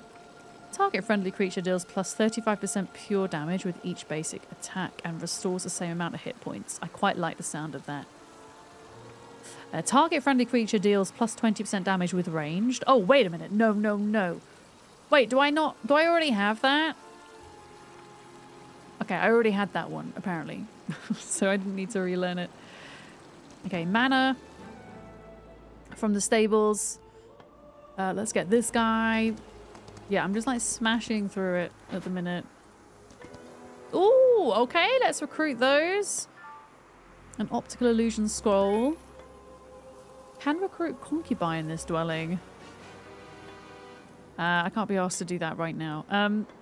Wait, what artifact did we get? Did we just get an artifact? Oh, we already know optical illusion. Well, that is some more alchemical dust. It's only 5, but now we have enough. Okay, this is exciting. Now we have enough that we can upgrade our tier 5 creature. Cole UK, welcome in on YouTube. So I have exclusive access to the early access. So this will be available to play for everybody on the 30th of April. But myself and some other creators have permission to play early ahead of time to kind of show off what it's all about. But the demo is still available to play on Steam, but the demo hasn't been updated, no. So what you see now is not representational of what you'll play in the demo. I hope that answers your question. Yeah, we can upgrade this, which is very exciting. Because now, if I double-click on these, I can upgrade them and choose. I can choose. Okay, have a nice day. Okay, goodbye. Yeah, how do we want to upgrade these? How do we want to upgrade them? So this one has an area strike, which is quite nice. I like the idea of AoE. For sure. Yeah, I'm going to go with this. Okay, we've pretty much... Oh, we've got more creatures, but I can't afford them because I've just spent it all on upgrading them. That's fine. That's fine. Well, okay, do you know what? Should we finish off the stream today by breaking into another biome? Do you know which biome I'm going to go to? I'm going to go to the desert biome because I've not been there yet. So let's go to the desert. We're going to do it. One more battle for the day and I will destroy them. I won't run away. I promise. Oh. Well, that's a bad sign because they want to attack me anyway. I don't know about these guys. I don't know. Are you ranged? Bollocks, they are. Okay, this might hurt a little bit. Funnily enough. Okay, where are these appearing on my list? They're appearing quite near the end of the round, so... that works pretty well. Can I afford the optical illusion spell? Because that would actually be... Or, no, okay, we can either do mirror copy or we could do favourable wind. I'm going to do mirror copy of this guy. Because hopefully they'll, like, kill them instead, is my hope. We are going to move our melee units forward this time. I am going to hide my camera again for the fight. Yeah, these are ranged, so we need to get the melee units up in their business to stop their ranged attacks. Can I afford... this? Favourable wind. So this is going to increase the range damage that a friendly creature does.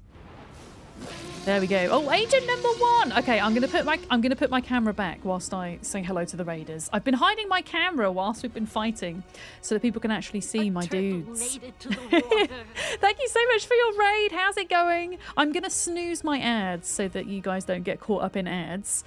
Agent number 1, welcome.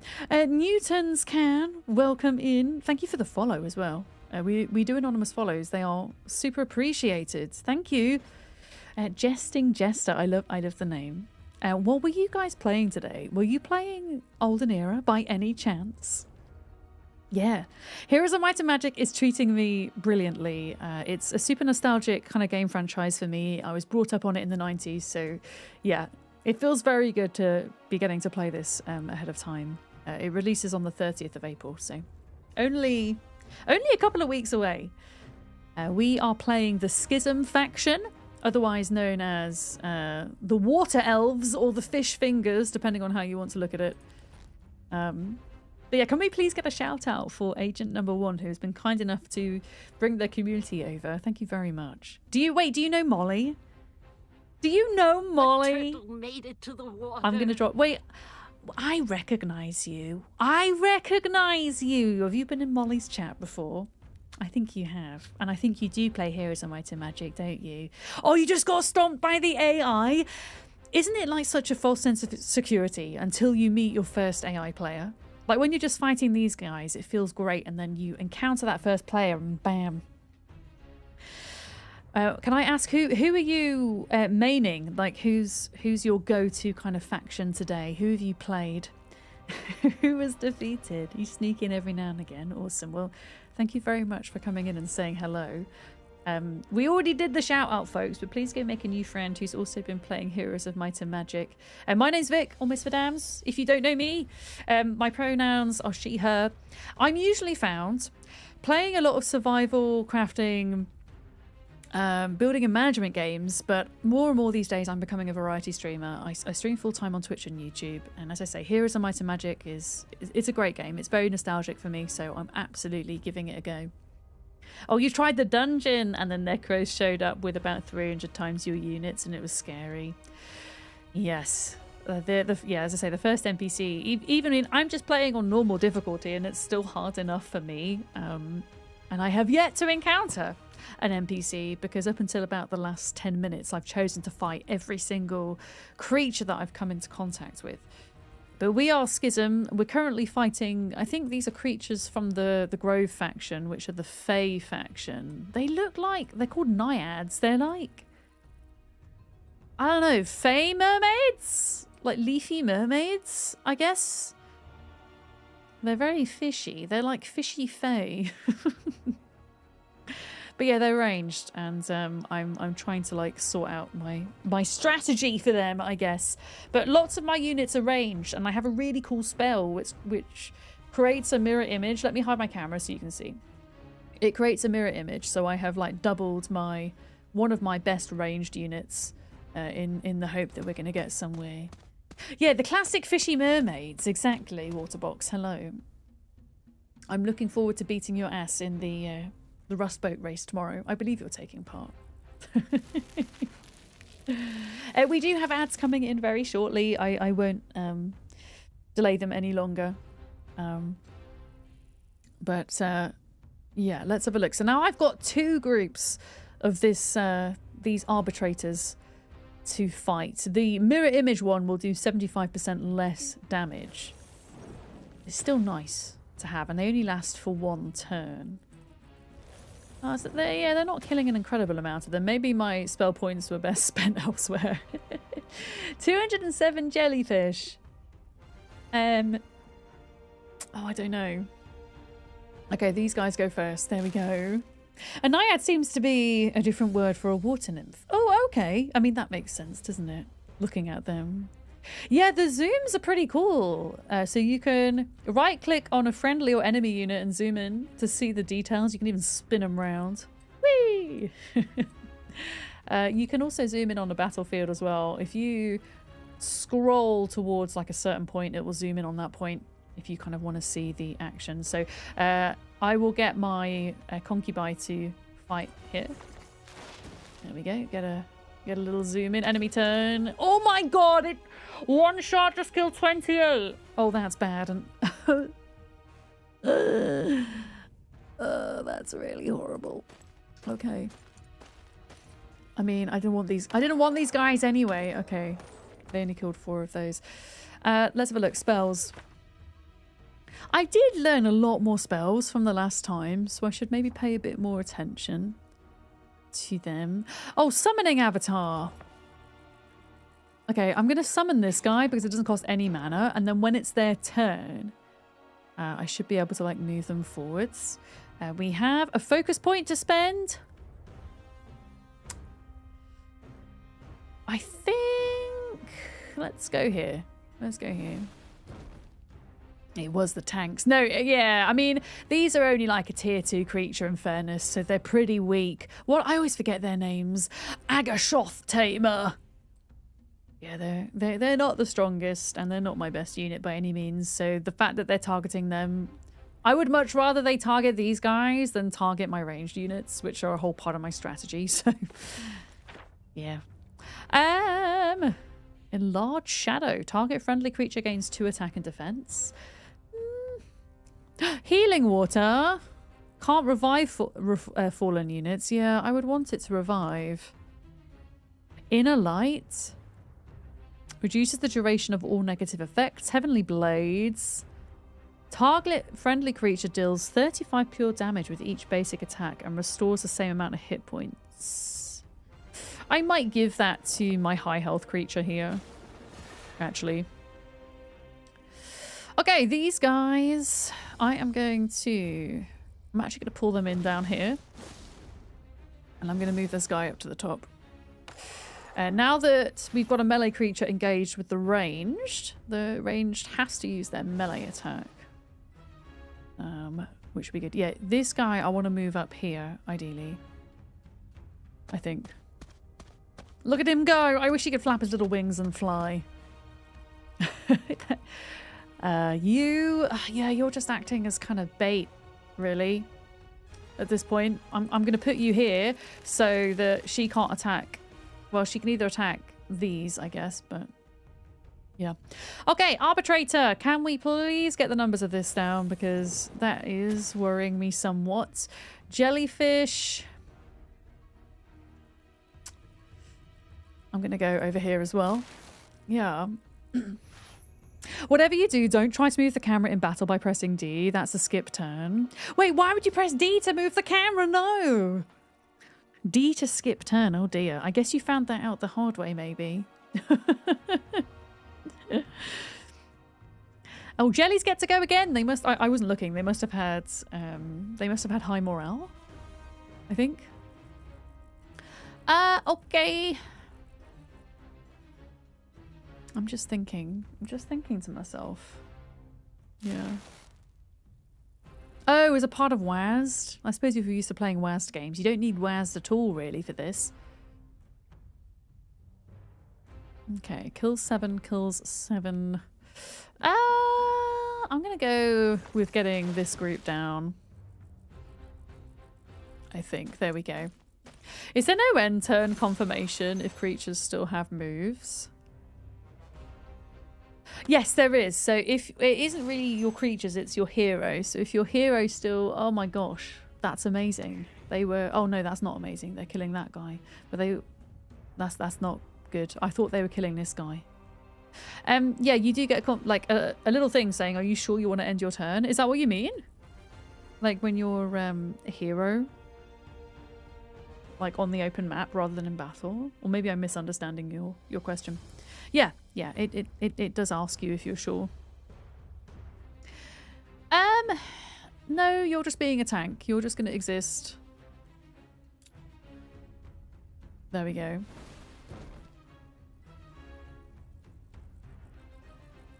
And then you can kill you completely, and then I'm not even going to let them attack here because then the dryads or whatever their names, not dryads, dryads are trees, naiads, they will counterattack. So I'm going to skip turn and I'm going to get these guys in. Oh wait, did they damage my own creatures? Do we want to science this, chat? Do we want to science it? I think they're going to hurt my own creatures. Oh no. Okay, ready? Should we see? Should we see? Should we see? Uh-oh. Oh, they don't. Okay, that's good. I thought they were also going to hurt my guys. Yeah. Oh, I see. So you're asking about in battle, where you place your unit as final here. Okay, so we got there in the end, but we did take some losses this time. But we got a crap ton more XP, and now we get to go into a new biome. Does that mean that an NPC is going to come along and absolutely annihilate me, though? That's the question. That's the question. Do I want to build anything? I don't think we have that much left to build. I mean, at this point, considering we've now opened the gates, as it were, we should probably get our fortifications up to max. Upgrades the main tower to deal 300% damage. Yeah, I tend to enjoy this one more. Or it can shoot twice per round, the main... I don't know, what do you think, chat? There's two here that I'm looking between. I can upgrade my main tower in castle defense. So if somebody chooses to attack me whilst I'm in my castle, so that my main tower can shoot twice per round, or it can shoot once per round, but at 300% damage. I feel like the 300% damage is better than the twice per round. I mean, the twice per round you could affect 2 different units, I guess. 2 different stacks of units. But I feel like 300% is better than 200%. if my math is correct. Yeah. Barticus, welcome in. So this is a creator access for the early access. So this is not an update to the demo. There are select creators that you will see playing the actual early access, which is separate from the demo. The early access is coming out on the 30th of April for everybody to play. Yeah, so what you're seeing here is, I mean, I should imagine there's going to be changes made between now and the 30th of April as well as feedback is given. So it's not truly representational of what you'll get at launch, but it's certainly a more robust version than the demo. Yeah. Oh, you started panicking? No. Oh, I'm sorry. not long to wait though. Yeah. What do you have a problem with? 2 times versus spam. 300% is more damage shot. If splash damage, they're more difficult to calculate. Yeah, and I'm not 100% sure exactly how that works. I feel like I'm gravitating towards the 300% in one dealing. Yeah. So we're going to do that. We're going to do that. So we've got maximum fortifications if things do go south. We can only have 1 hero still. I'm so scared that something bad's going to happen. This looks like a... This looks like a an epic artifact. Yeah, nuke versus split fire. And the split fires, it's not doing splash damage per se, but it's just allowing me, if I wanted to split the damage between two separate stacks at two different points in a turn, I think is what it's saying. Okay, we're in the new biome. Experience every time. I'm going to try and get my diplomacy up because I really want to adopt this creature that I'm going to show you in a minute. That's adorable. Let's have a look. Plus 50% persuasion power in diplomacy with neutral squads. Yes. Let me show you why I want this. This is the sole reason, is this guy. This guy! The kitten horn! Because it has an ability that's just called Whee! Gives all friendly creatures plus 3 morale. Duration 2 rounds. So, yeah. I wouldn't normally take diplomacy, but this is the only reason why I want it. Is to get this guy. I'm sure there is a way to adopt them from dwellings around the map, but yeah, this is what I want. This is what I want. So we're gonna get our diplomacy all the way up before we even try to approach them, I think. Yeah. Okay, what are we doing? I really want this artifact, and this is apparently an easy battle. I might do... What is this, by the way? Observatory permanently increases each visiting hero's spell power or knowledge by 2. Okay, what is my spell power and knowledge? My knowledge is 9, my spell power is 6. So we could do with getting that spell power up. I am going to let them run for now. For now. We can also spend some points here. I'm going to increase the production of the Grand Sloths, as they're known. Now you want one, you need more we. Yeah, they're one of the neutral squads that you can't recruit from any town belonging to any faction, but you can find dwellings around the map. You can, if you have diplomacy, you might be able to persuade some of them over to your side as well. Oh, you need to get in the car. I hope you have an excellent time at Thorpe Park this weekend, Sleepy Dragon. Please look after your shoulder. This is your first home game outside of playing the demo. You feel there's still a lot you don't know yet. Oh, really? So Olden Era is the first time ever playing a Heroes of Might and Magic game, Barticus? I really hope that Olden Era brings a lot of new players into the franchise too. It's been, I think, 11 years since the last Heroes game came out, which is Heroes 7. And the first Heroes game I played was 1 and 2 back in the mid-90s. Or mid to kind of late 90s, I guess, by the time I was playing them. So I've played a lot of 1, 2, 5 and 7. Those were my main ones.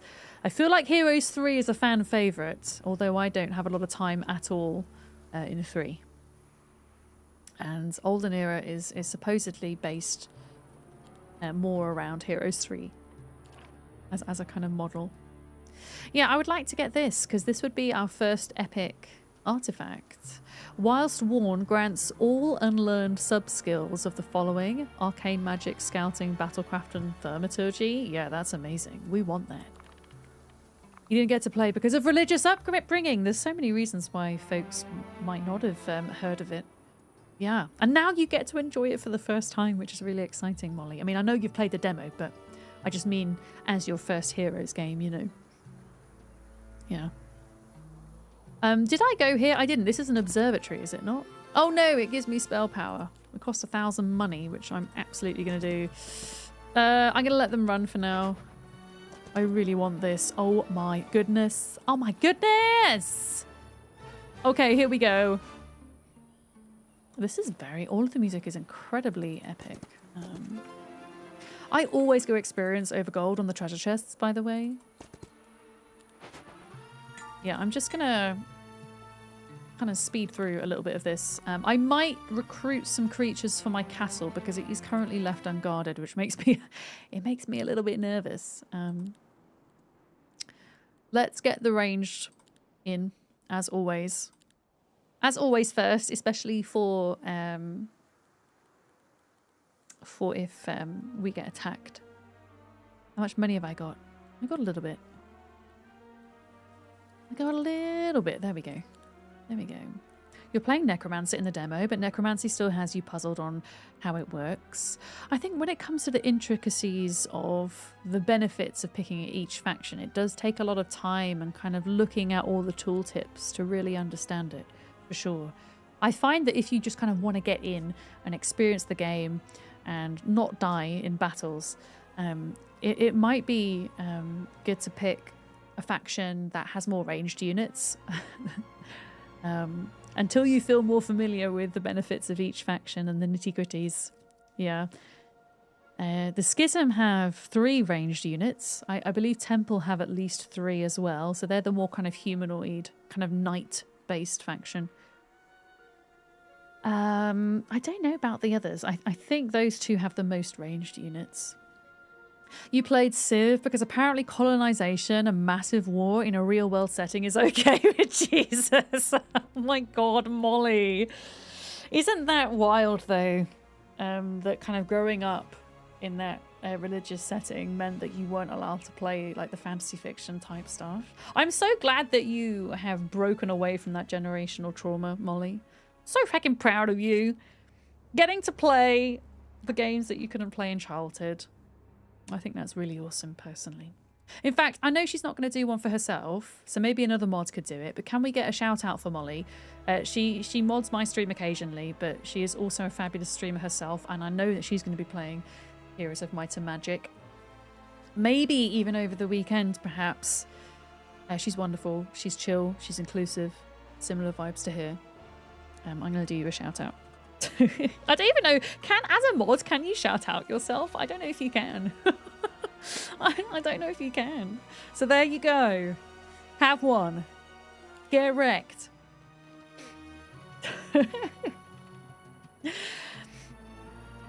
Alright, I'm going to take over this crystal mine. Please and thank you. I can't see any NPCs yet. I can't see any yet. Wait, am I not allowed through there? Do I have to kill them first? Should we like go on our way? You're trying out a new mouse and you hate it? Oh god, what type of mouse is it, Kiri? I'm so scared. Is this going to be a NPC castle? Is that a gem mine? Holy crap. Oh no, it's a gem storage. Oh, I don't have any gold left. I'm so scared. Oh, it's a fancy 20 mouse button and you're not getting on with it? God damn it. Sometimes simpler is better. Okay, this is exciting. Why am I excited, you ask? Because this is a neutral castle that we can take over. It doesn't actually belong to an NPC per se. We still have to fight to get control of it, but I think we should do it. Wait a minute. Oh, I zoomed in and I was panicked. I was zoomed in and I was panicked. All right, last fight of the day. Let's do it. Yeah, and this belongs to the Temple faction, which are the kind of knight-like faction, the humanoid faction that I was talking about. We've only got this guy to deal with, so hopefully... Yeah, hopefully it won't be... Oh my goodness, I got so much mana! Lightning bolt. Bam! I'm going to go in with my starting strategy where we just use ranged units and try and defeat them before they even get to us. Which we might be able to do here. I'm feeling reasonably positive. Your trackball is aggravating the arthritis in your thumb, and this was the first push it around mouse you found laying around. Oh, okay. Wait, the push it around mouse? Do you mean the ball mouse? You mean a ball mouse as opposed to a non-ball mouse, Kiri? You refuse to play a fantasy game and be a human. Same! No. This is exactly my feelings. And I know that, like, as I say, Temple have, like, loads of range units. And they're the, in inverted commas, good guys, whatever. But yeah, I absolutely want to play Cthulhu people. Cthulhu elves, not people. Absolutely. Energize. Let's get a focus point and let's spend it on just bringing this stack down. Okay.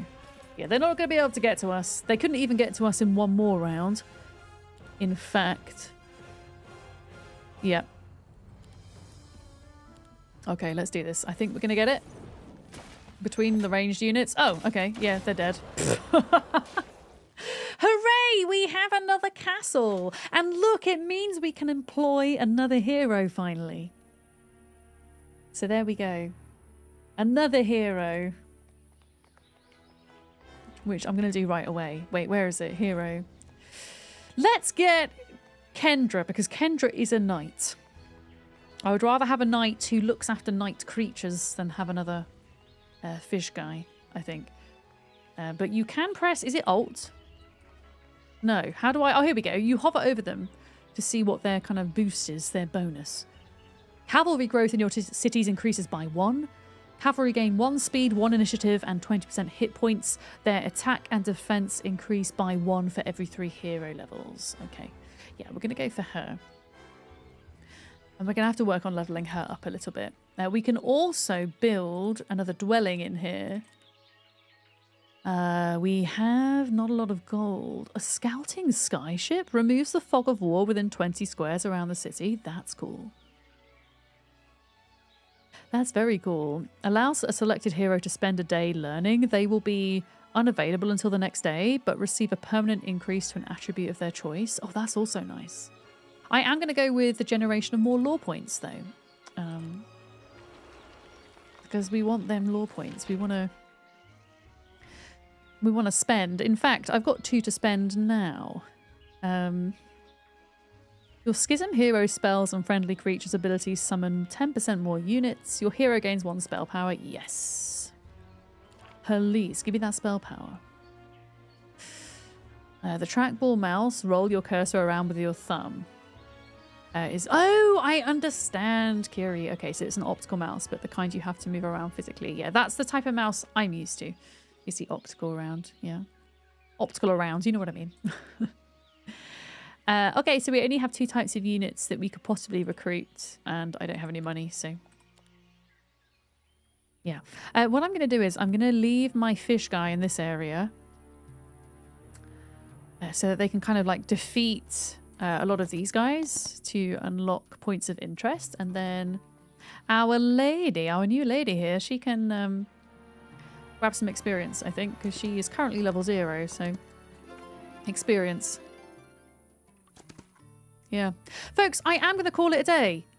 But I think we've made some pretty good progress. There's going to be 2 options for Monday. I will be streaming Heroes of Might and Magic Olden Era on Monday.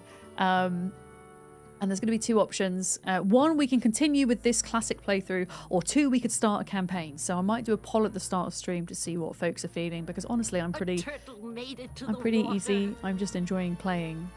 But yeah, thank you very much for hanging out with me today. I don't often stream strategy games. It's a little bit different for me. So I hope you enjoyed it as much as I did.